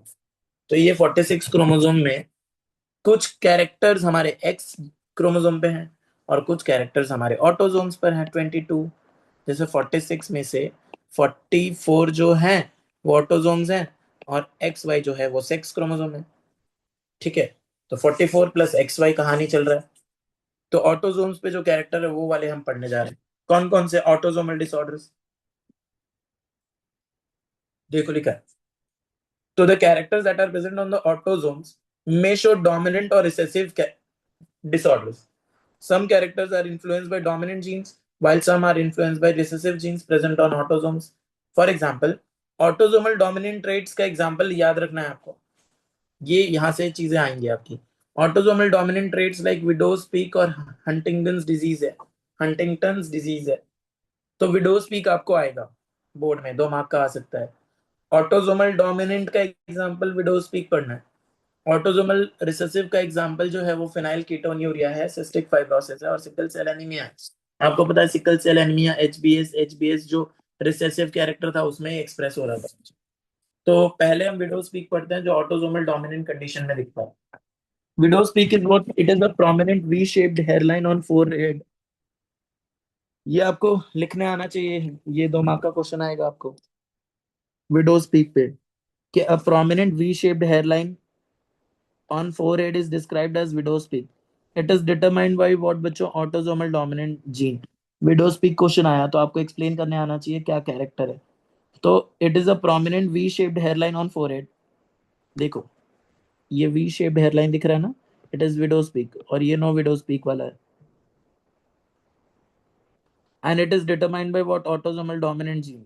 Widow's peak occurs in homozygous dominant condition. Widow's peak तभी दिखेगा जब WW कंडीशन होगा कैपिटल वाले में, या फिर हेट्रोजाइगस कंडीशन में। ऑब्वियसली डोमिनेंट कब होता है बच्चों? कभी भी डोमिनेंट वाला दिख गया, चाहे वो कैपिटल डब्ल्यू हो या फिर कैपिटल डब्ल्यू स्मॉल डब्ल्यू हो, दोनों कंडीशन में विडोज पीक दिखेगा। और ऐसे लोग जिनका स्मॉल डब्ल्यू है उनमें नहीं दिखेगा। यही तो आपको एक्सप्लेन करना है। Both mails and females have equal chance of inheritance. क्यों? क्यों इक्वल चांस ऑफ इनहेरिटेंस है? क्योंकि ये ऑटोसोमल डिजीज है, ये सेक्स लिंक्ड तो है नहीं। सेक्स लिंक्ड होता तो सेक्स क्रोमोसोम पे डिपेंड करता, और सेक्स क्रोमोसोम पे डिपेंड अगर करता तो अगर वाई क्रोमोसोम पे होता तो फीमेल में तो वाई होता ही नहीं है, तो वो वहां कभी दिखता ही नहीं बीमारी। अब हम पढ़ेंगे फिनाइल कीटोन्यूरिया। फिनाइल कीटोन्यूरिया जो है it is an autosomal recessive disorder. ये इनबॉर्न मेटाबॉलिक डिसऑर्डर है, मतलब पैदा होने के साथ ही ये मेटाबॉलिक डिसऑर्डर है, मेटाबॉलिज्म में प्रॉब्लम होता है, right? When recessive genes are when recessive genes are present in homozygous condition, जब recessive genes homozygous condition में होंगे, मतलब p के फॉर्म में, तो फिनाइल एलेनिन हाइड्रोक्सिलेज एंजाइम बनता ही नहीं है। और मैंने ना ये बहुत बार आपको सिखाया है, बायोमोलिक्यूल्स में भी सिखाया है, कि आप जब फिनाइल एलेनिन अमीनो एसिड खाते हो तो फिनाइल एलेनिन अमीनो एसिड को आप सेल में ब्रेक करते हो टाइरोसिन, क्योंकि फिनाइलएलैनिन एक एसेंशियल अमीनो एसिड है जो आप खाते हो, और टाइरोसिन एक नॉन एसेंशियल अमीनो एसिड है जो आप प्रोड्यूस करते हो। This happens with because of enzyme phenylalanine hydroxylase. अब फिनाइलएलैनिन हाइड्रोक्सिलेज एंजाइम अगर नहीं बना तो ये नहीं बनेगा अगर, तो क्या होगा? टाइरोसिन नहीं बन पाएगा, फिनाइलएलैनिन ही रह जाएगा। और ये this enzyme is essential for conversion of amino acid into tyrosine, बताया था मैंने। Due to absence of this enzyme phenylalanine is not converted into tyrosine, hence phenylalanine and its derivatives are accumulated in blood। इसीलिए phenylalanine और उनके derivatives जो है वो blood में accumulate हो जाते हैं और cerebrospinal fluid में भी accumulate होते हैं। एंड इट अफेक्ट्स व्हाट बच्चों, development of brain and causes mental retardation. भाई अगर बताओ सीएसएफ में एक्यूमुलेट हो गया फिनाइल कीटोन बॉडीज, तो वो क्या करेंगे, सीएसएफ को भी अफेक्ट करेंगे। सीएसएफ की वजह से ब्रेन को अफेक्ट होगा और ब्रेन की वजह से मेंटल रिटार्डेशन आएगा। Excess phenylalanine is excreted in urine, hence this is disease is known as what, which of phenyl ketone urea. Autosomal recessive traits appear in both sexes with equal frequency। दोनों भाई autosomal है तो दोनों में equal chance होंगे आने के। अब हम पढ़ेंगे sex linked inheritance. Sex linked inheritance जो सेक्स क्रोमोसोम पे प्रेजेंट होंगे। Genes located on non homologous region of sex chromosome are called sex linked genes. देखो ये कौन सा है, एक्स है, ये कौन सा है, वाई है। ये तो होमोलोगस है, देखो साइज सेम है। ये नॉन होमोलोगस है। तो genes that are present, genes located on non homologous region of sex chromosome are called sex-linked genes. The traits that are determined by sex-linked genes are called sex-linked traits. The inheritance of sex-linked genes from parents to offspring is called sex-linked inheritance. These are two types of sex-linked genes as X-linked genes and Y-linked genes. भाई X पे है या फिर Y पे है वो भी depend करता है ना, क्योंकि नॉन होमोलोगस है तो सेम तो होगा नहीं। तो X linked sex linked genes पहले देखते हैं। एक्स लिंक्ड और sex linked genes are what, the X linked genes are located on non homologous region of X chromosome. सही बात। एक्स लिंक्ड जीन्स क्या है, जो नॉन होमोलोगस रीजन में प्रेजेंट होगा एक्स क्रोमोसोम के। And this genes do not have corresponding alleles on Y chromosome. इस gene का कोई भी करस्पॉन्डिंग एलील वाई क्रोमोसोम पे नहीं होता। आपको पता है फीमेल्स के पास दो एक्स क्रोमोसोम है, तो in females two recessive X linked genes are required for expression of sex linked traits. तो फीमेल्स में दो रिसेसिव सेक्स लिंक्ड जीन्स की जरूरत है। If one X chromosome carries a recessive gene for sex linked trait, its effect is suppressed by the dominant gene present on the other X chromosome. The females with one recessive gene are carriers. The carrier female is physically normal as she does not suffer from the disease. Male के पास सिर्फ एक ही x chromosome है, तो एक भी अगर recessive हुआ तो इनके लिए काफी है इनको बीमार करने के लिए।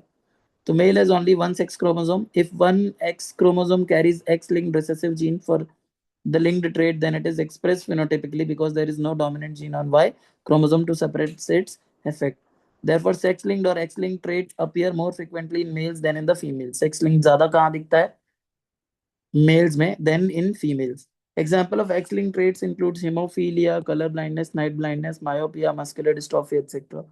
Y-linked genes को हम क्या कहते हैं, होलेंड्रिक जीन्स। तो आपको होलेंड्रिक जीन्स पे ना बहुत बार क्वेश्चन आता है। You will get question on holendric genes many times.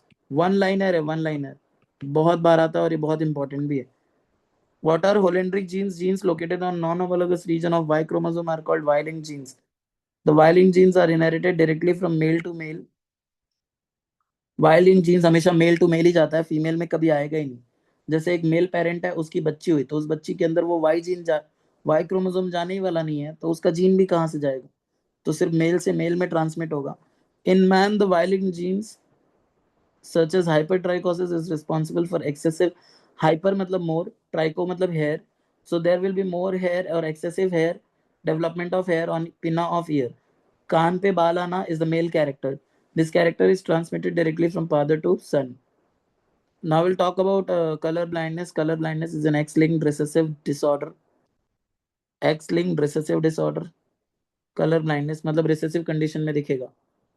Color blindness is an X-linked recessive disorder where person is unable to distinguish between red and green color.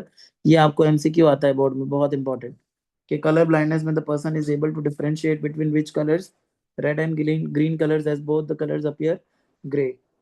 It is caused due to it is caused due to what, recessive X-linked genes, which prevents formation of the color sensitive cells, the cones in the retina of the eye. तो अगर recessive condition, इसका gene x link gene recessive condition में हुआ तो क्या करेगा, colour sensitive cone cell नहीं बनाएगा। तो फीमेल्स में होमोजाइगस रिसेसिव कंडीशन में दिखेगा, हेमिजाइगस रिसेसिव कंडीशन मेल्स में दिख जाएगा। जैसे कि मेल, मान लो अगर मैं इसका क्रॉस बनाऊं तो मेल के अंदर क्या होता है, एक्स वाई होता है। तो मेल के अंदर अगर एक्स सी वाई है, सी मतलब कैपिटल वाला, कैपिटल सी है अगर, तो कैपिटल सी मतलब क्या, डोमिनेंट। कलर ब्लाइंडनेस का जीन डोमिनेंट, तो कलर ब्लाइंडनेस का जीन जब रिसेसिव कंडीशन में होता है तब वो बीमार होते हैं ना, क्योंकि colour blindness is an X linked recessive disorder. तो एक्स कैपिटल सी वाई अगर हुआ तो बंदा नॉर्मल होगा, ये क्वेश्चन आएगा आपको। और एक्स छोटू सी वाई हुआ तो कलर ब्लाइंडनेस होगा, और कैरियर तो होंगे ही नहीं।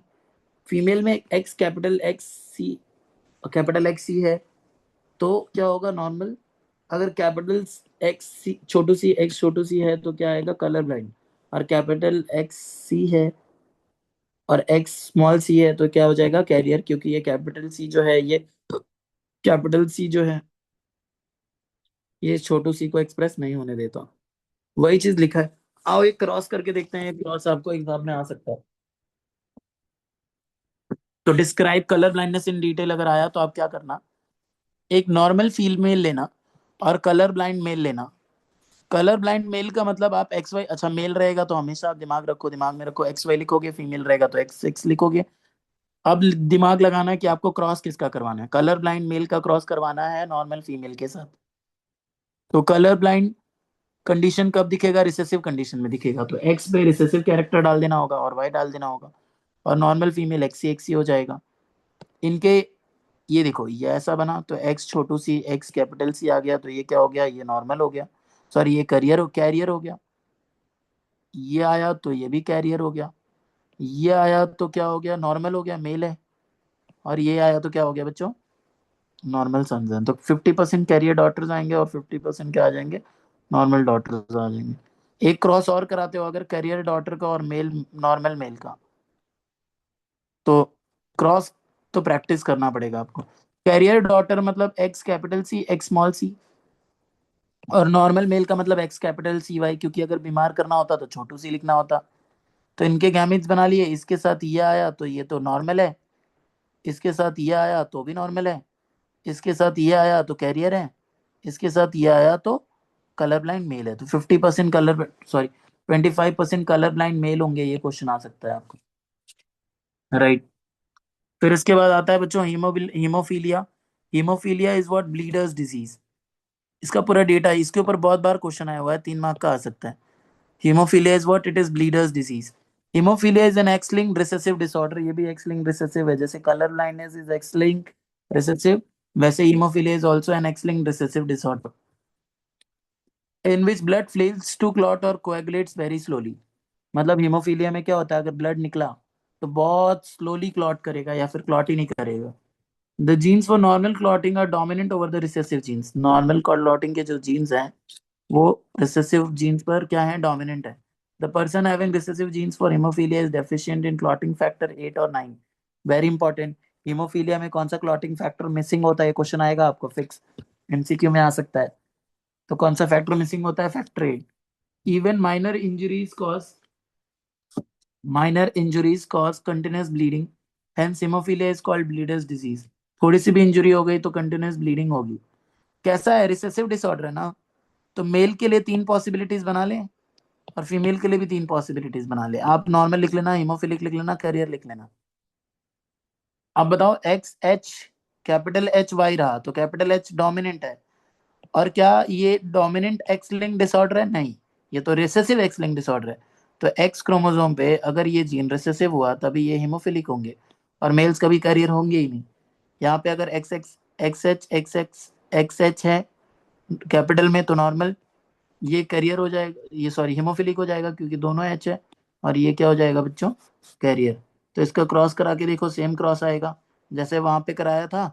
वहां पे कलर ब्लाइंड मेल का नॉर्मल फीमेल के साथ करवाया था, वैसे ही यहाँ पे हीमोफिलिक मेल का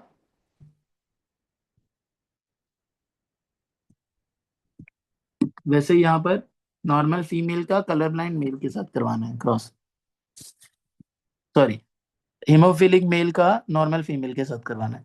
हीमोफिलिक मेल मतलब मेल एक्स वाई लिखना है, और एक्स पे छोटू एच लगाना है क्योंकि हीमोफिलिक है। हीमोफिलिक छोटू एच क्यों लगा रहे हो, क्योंकि रिसेसिव है। ये एक्स कैपिटल एच है। क्रॉस कराया तो 50% कैरियर्स 50% नॉर्मल, उसकी तरह सेम क्रॉस। एक और क्रॉस कराया करियर डॉटर और नॉर्मल मेल के साथ, तो सेम आएगा 25% normal male 25% normal, sorry 25% normal female 25% normal male 25% carrier male female, और colour blind male. Right. Sex determination पढ़ेंगे, बहुत इंपॉर्टेंट है सेक्स डिटर्मिनेशन, ये तो 3 मार्क का क्वेश्चन आता ही आता है फिक्स। सेक्स डिटर्मिनेशन कहाँ पढ़ोगे, ध्यान से सुनो, पहले डिटेल देख लो, थोड़ा बहुत रीड कर लेंगे। The mechanism by which sex is established is termed as what? Sex determination. The term sex refers to sexual phenotype in some species.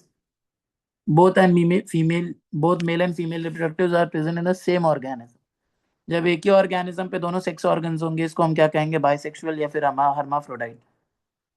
On the other end, some species in which the organism has either male or female reproductive organs is called dioecious or unisexual. Humans are dioecious, हम dioecious होते हैं. German biologist Henking in the year 1891, while studying spermatogenesis of the squash bug, squash bug एक कोई तो insect है, उसके अंदर वो स्पर्मेटोजेनेसिस को स्टडी कर रहे थे, उन्होंने देखा 50% sperms receives the unpaired chromosome while other 50% do not receive it. Unpaired नहीं मिले, क्रोमोसोम ही नहीं है. Henking gave a name to the structure as X body, but he could not explain its role in sex determination. Further investigation by the other scientists led to conclusion that X body of Henking was in fact a chromosome and gave the name X chromosome नाम दे दिया. बात करें sex determination in human beings, बहुत आसान है, आपको पता है ह्यूमन बींग्स के पास जो सेक्स डिटर्मिनेशन है वो X X X Y type है. What do mean by X X X Y type? X X is what, female, X Y type is what, male. Sorry, हाँ, X X is female, X Y is what, male. आपको पता है 46 chromosomes होते हैं, 23 pairs होते हैं, जिसमें से 22 pairs are autosomes and 1 pair is what, sex chromosome. इसीलिए जीनोटाइप, फीमेल का जीनोटाइप इज व्हाट बच्चों, फीमेल का genotype is 44 autosomes plus X X and male का 44 ऑटोसोम्स प्लस एक्स वाई. ये कुछ चीजें हो गई. सेक्स डिटर्मिनेशन, अगर मेल से एक्स आया है तो फीमेल से हमेशा एक्स ही आएगा. Males will produce X Y and females will produce X S. दोनों का फर्टिलाइजेशन होगा तो केसेस क्या पॉसिबल है, एक्स एस आया तो फीमेल, एक्स वाई आया तो मेल, एक्स एक्स आया तो फीमेल, एक्स वाई आया तो मेल. तो 1:1 रेशियो इज प्रोड्यूस्ड. हमें पढ़ना है sex determination in birds. Sex determination in birds is of ZWZZ type. Birds में सेक्स डिटर्मिनेशन कैसा होता है, ZWZZ टाइप का होता है. In this type females are heterogametic. इसमें फीमेल्स हेटेरोगैमेटिक है, मेल की तरह नहीं. मेल में हेटेरोगैमेटिक कौन था, मेल में एक्स वाई कौन था, सॉरी यार, ह्यूमन में हेटेरोगैमेटिक मेल थे एक्स वाई, लेकिन बर्ड में हेटेरोगैमेटिक फीमेल है. ZW is female and ZZ is what, male. समझा आपको? तो यहाँ भी क्रॉसिंग कैसे होगा, 2n+ZZ, 2n+ZW. जब गैमेट बनाएंगे तो n+Z बनाएंगे, n+Z बनाएंगे, या n+Z बना लेंगे या तो n+W बना लेंगे. मेल बर्ड क्या होगा, n+ZZ and 2n+ZW is what, female bird. Sex determination इन हनी बीज. हनी बीज के अंदर जो सेक्स डिटर्मिनेशन होता है वो हैप्लोडिप्लॉइड टाइप होता है. हैप्लोडिप्लॉइड टाइप मतलब अगर हैप्लॉइड है तो मेल है. हैप्लॉइड इज व्हाट बच्चों, मेल. और डिप्लॉइड हुआ तो फीमेल. फीमेल्स के पास 32 क्रोमोसोम्स डिप्लॉइड सेट है एंड मेल्स के पास हैप्लॉइड क्रोमोसोम 16 है. राइट. कैसे होगा देखो, ये पूरा ये टेबल पढ़ लिया तो आसानी से आपको समझ में आ जाएगा. तो फीमेल और मेल, फीमेल के पास 32 क्रोमोसोम्स हैं, मेल के पास 16 है. मेल ने 16 क्रोमोसोम वाले मेल ने माइटोसिस करके गैमेट बनाया तो एन गैमेट में क्या होगा, 16 ही होगा. अब फीमेल का जो मियोसिस है, सॉरी, फीमेल का मियोसिस हुआ तो फीमेल ने क्या बनाया, एग बनाया. ये गैमेट्स n=16, n=16. अगर फीमेल गैमेट को मेल गैमेट अगर मिल गया तो 32 बना लेगा, वो फीमेल हो जाएगा. अगर मिला ही नहीं, मेल गैमेट मिला ही नहीं फीमेल गैमेट को, तो फर्क पार्थिनोजेनेसिस हो जाएगा और वह हैप्लॉइड मेल बन जाएगा. तो यहाँ पे हैप्लोडिप्लॉइड टाइप है. जेनेटिक डिसऑर्डर्स आर व्हाट बच्चों, जेनेटिक डिसऑर्डर्स मतलब जिसमें जीन में प्रॉब्लम हो, जैसे कि थैलेसीमिया एक डिजीज है. देखो, genetic disorders are broadly grouped as 2 categories, Mendelian disorders and chromosomal disorders. Mendelian disorders are mainly due to alteration और mutation in the gene. Mendelian disorder क्यों होगा, जीन की वजह से होगा. Example thalassaemia, sickle cell anaemia, colour blindness, haemophilia, phenylketonuria, आप ये सब डिटेल में पढ़ ही चुके हो। थैलेसीमिया पढ़ लेते हैं। थैलेसीमिया एक ऑटोजोमल मतलब ऑटोजोम पे इसका जीन प्रेजेंट है, इनहेरिटेड रिसेसिव डिजीज है। Haemoglobin molecule is made up of 4 polypeptide chain, बहुत बार बताया है बायोमोलिक्यूल्स में। हीमोग्लोबिन 2 अल्फा और 2 बीटा चेन से बना हुआ है। अब the synthesis of alpha chains are controlled by 2 closely related genes, HbA1 और HbA2 ऑन क्रोमोसोम 16। हमारे 16 क्रोमोसोम में जीन्स हैं, क्लोजली लिंक्ड जीन्स हैं, HbA1 और HbA2, while the synthesis of beta chain is controlled by a single gene HBB on chromosome 11। देखो, alpha का gene, alpha polypeptide chain का जो जीन है, it is present on 16 chromosome, और 2 jeans हैं, HbA1 है, HbA2 है, और दोनों लिंक्ड है। और बीटा का जो जीन है वो HBB जीन है, हीमोग्लोबिन बीटा चेन का जीन है, क्रोमोसोम 11 पे प्रेजेंट है। Depending upon which chain of hemoglobin is affected, thalassemia is classified as alpha thalassemia and beta thalassemia.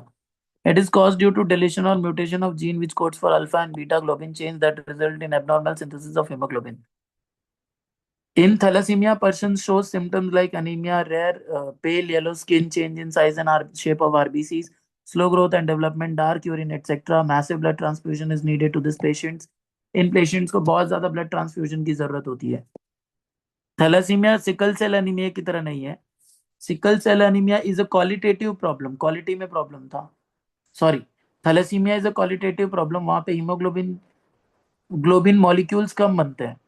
और जो सिकल सेल एनीमिया है वो क्वालिटेटिव प्रॉब्लम है, हीमोग्लोबिन तो उतना ही बनते हैं लेकिन क्वालिटी में प्रॉब्लम हो जाता है। अब हम पढ़ेंगे chromosomal disorders. Chromosomal disorders 3 type के हैं। 21 ट्राइसोमी है, ठीक है, टर्नर सिंड्रोम है और क्लाइनफेल्टर सिंड्रोम है। ये 3 बहुत इंपॉर्टेंट है, ध्यान से सुनना। 21 ट्राइसोमी का मतलब क्या होता है, देखो ध्यान से।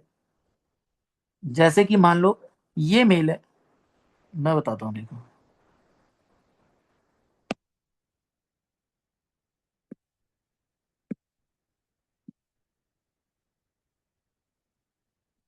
कहाँ गया यार,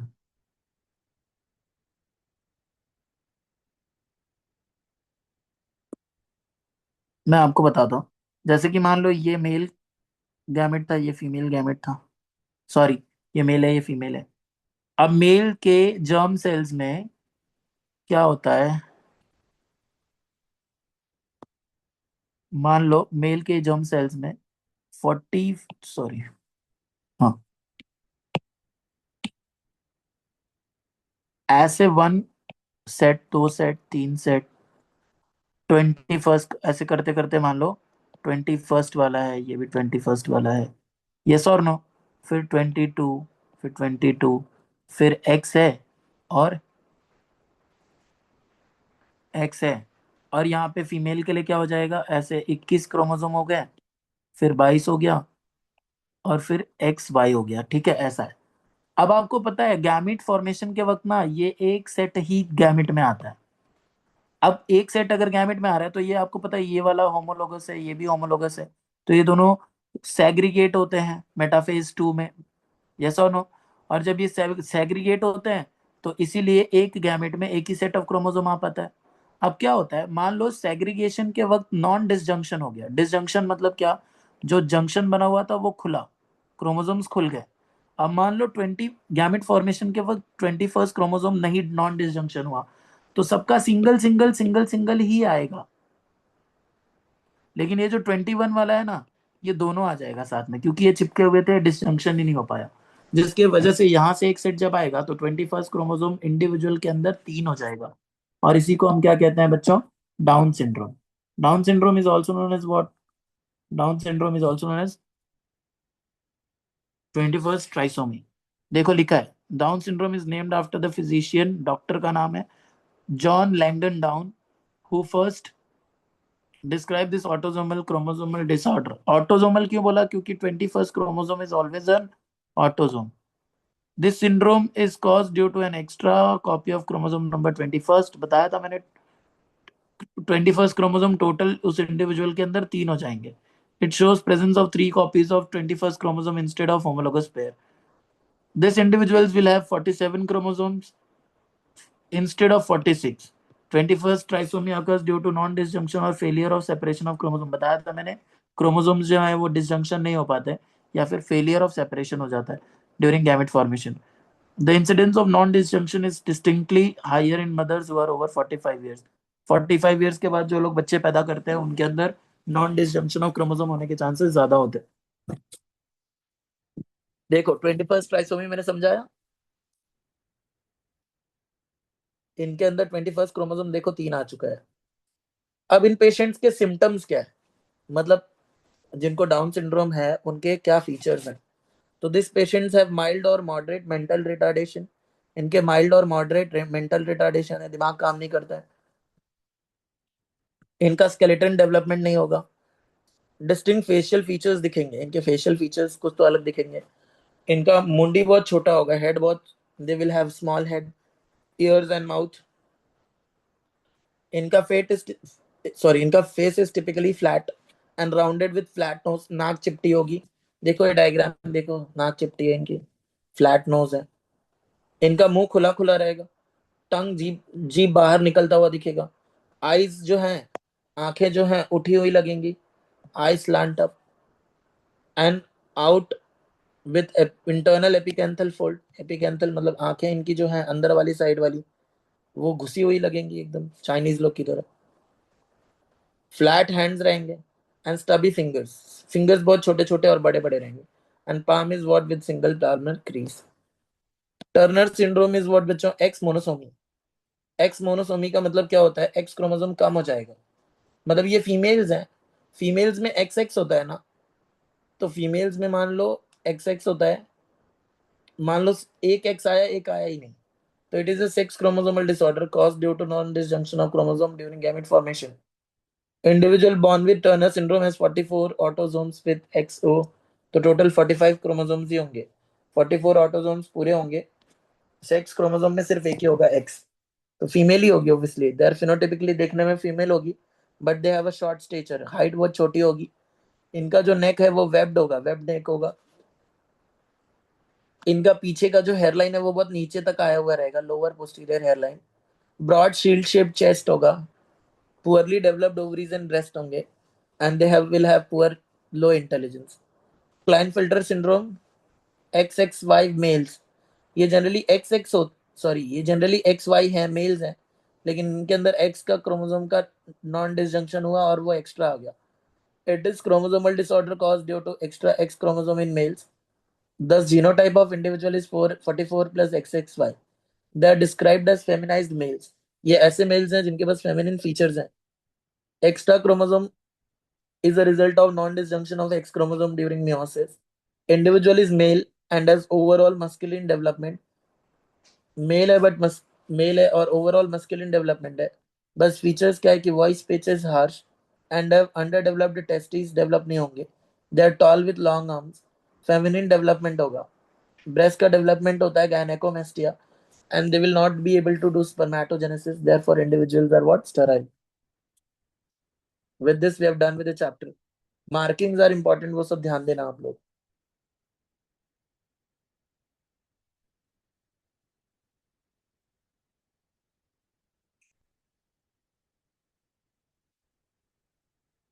If you have any doubts, कोई point आपको पूछना है तो पूछ लो।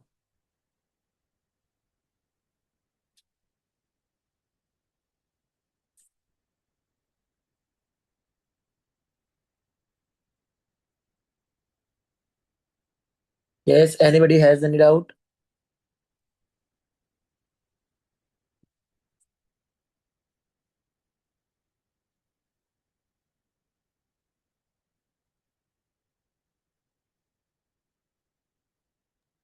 सर मुझे F1 जनरेशन वाला नहीं समझा, थोड़ा कच्चा पक्का है।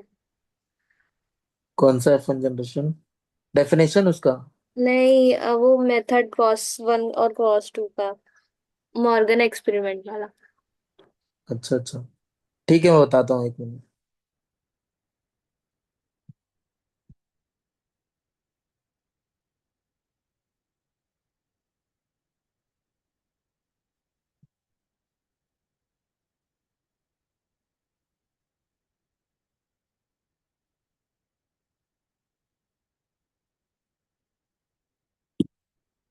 Morgan's experiment, right? Yes sir.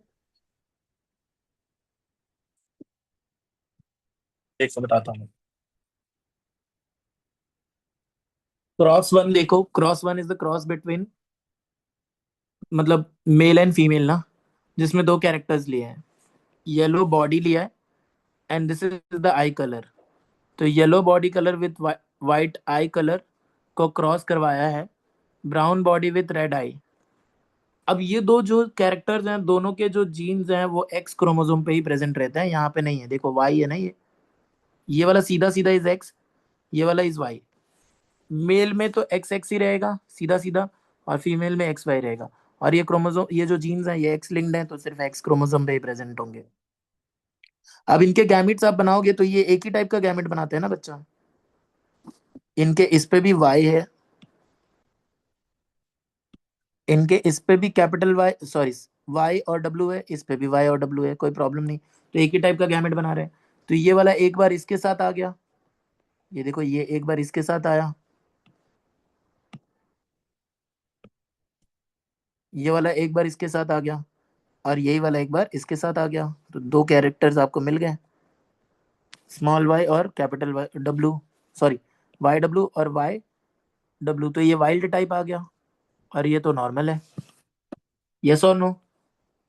तो ये आपका F1 जनरेशन आया। सर। अब F1 जनरेशन में क्या होना चाहिए था बताओ जरा। आ,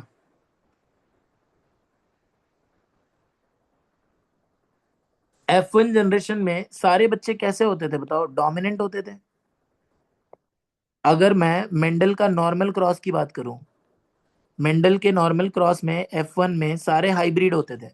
देखो मैं टॉल का करवाता था और डॉर्फ का करवाता था, मतलब आ, डोमिनेंट का करवाता था क्रॉस और रिसेसिव का करवाता था।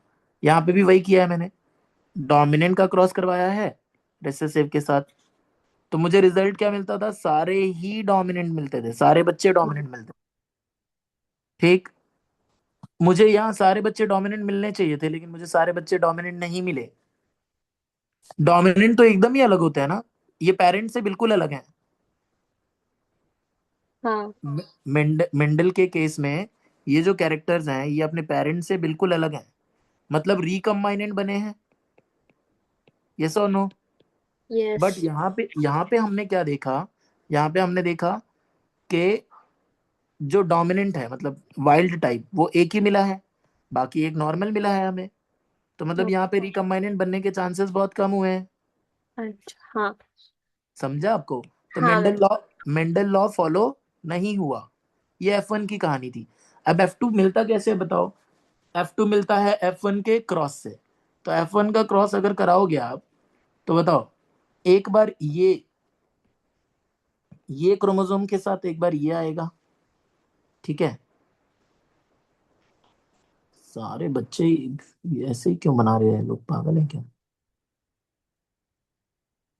दो क्रॉस दिखाए हैं। अच्छा, तो ये लोग ने ये वाले केस में सारे सारे मेल्स दिखा दिए और यहाँ सारे फीमेल्स दिखा दिए। तो सारे मेल्स का केस कैसा बनेगा आप बताओ। पहले मेल मेल का सोच लो आप, मेल मेल का सोचो। तो ये वाला मेल है, ये वाले के साथ ये वाला आ सकता है, देखो आया है, आया है कि नहीं। हाँ।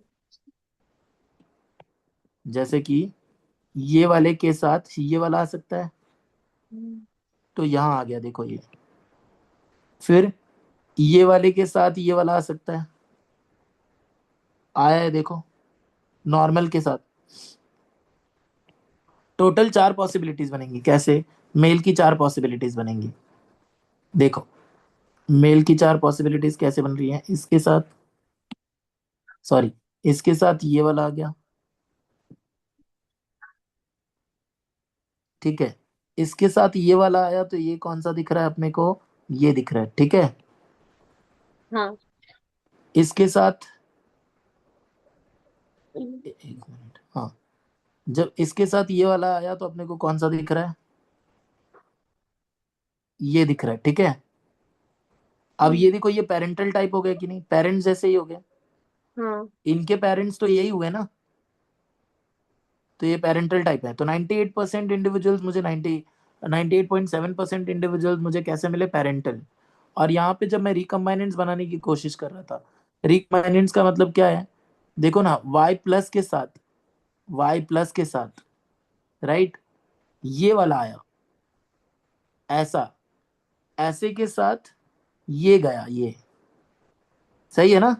हाँ देखो ना, y+ और w नॉर्मल के साथ ये वाला जब आया तो मेल हुआ, राइट। हाँ लेकिन ये कैसा पॉसिबल, ये कब पॉसिबल है, आप मुझे बताओ। ये वाला बच्चा कब पॉसिबल है, जब ये y+ के साथ ये w आए। और ये दोनों कब पॉसिबल है, जब क्रॉसिंग ओवर हो। सही है। हाँ सर। बट क्रॉसिंग ओवर यहाँ पे बहुत कम हो पाएगा, क्यों, क्योंकि दोनों के बीच में डिस्टेंस बहुत कम है।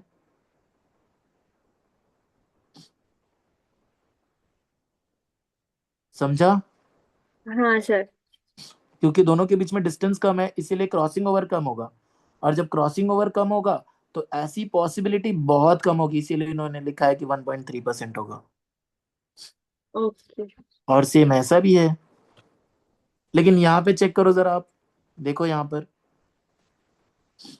पे नॉर्मल नॉर्मल चल रहा है, इसके साथ ये आया, देखो, ये, इसके साथ ये आया, फिर इसके साथ ये आया, ये दोनों मेल है। हाँ तो कितना परसेंट दिखा रहा है, 62.8%, हाँ राइट। अब इस वाले केस में देखो, ये वाला केस, ये केस, ये हाइब्रिड है। ये हाइब्रिड कैसे समझ रहा है, देखो, इसके साथ ये वाला आया, ये कब पॉसिबल है, जब क्रॉसिंग ओवर हो, हम्म, ठीक है। और ये वाला कब पॉसिबल है, जब क्रॉसिंग ओवर हो। तो ये दोनों क्रॉसिंग ओवर की वजह से हैं, और क्रॉसिंग ओवर की वजह से रिकम्बाइनेंट्स बनता है। और यहाँ पे रिकम्बाइनेंट्स 37.2% है, पहले वाले से ज्यादा है। क्यों पहले वाले से ज्यादा है, जरा ध्यान से देखो ना, इन दोनों के बीच में डिस्टेंस ज्यादा है। इसमें डिस्टेंस ज्यादा है। तो हाँ डिस्टेंस ज्यादा तो क्रॉसिंग ओवर ज्यादा, हाँ। डिस्टेंस ज्यादा तो लिंकेज क्रॉसिंग हो कम, गया। लिंकेज कम, और लिंकेज कम तो क्रॉसिंग ओवर ज्यादा। तो वही बस एक्सप्लेन करना चाहते हैं, बाकी कुछ नहीं है। समझा आपको। हाँ। ठीक है। थैंक और यू। और कोई doubt.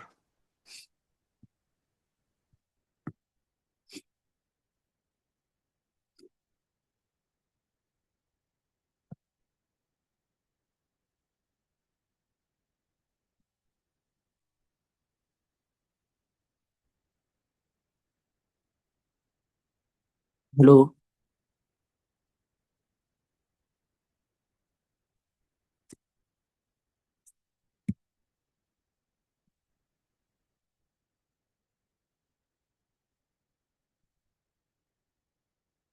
Okay, then we'll close the meeting if we don't have any doubt.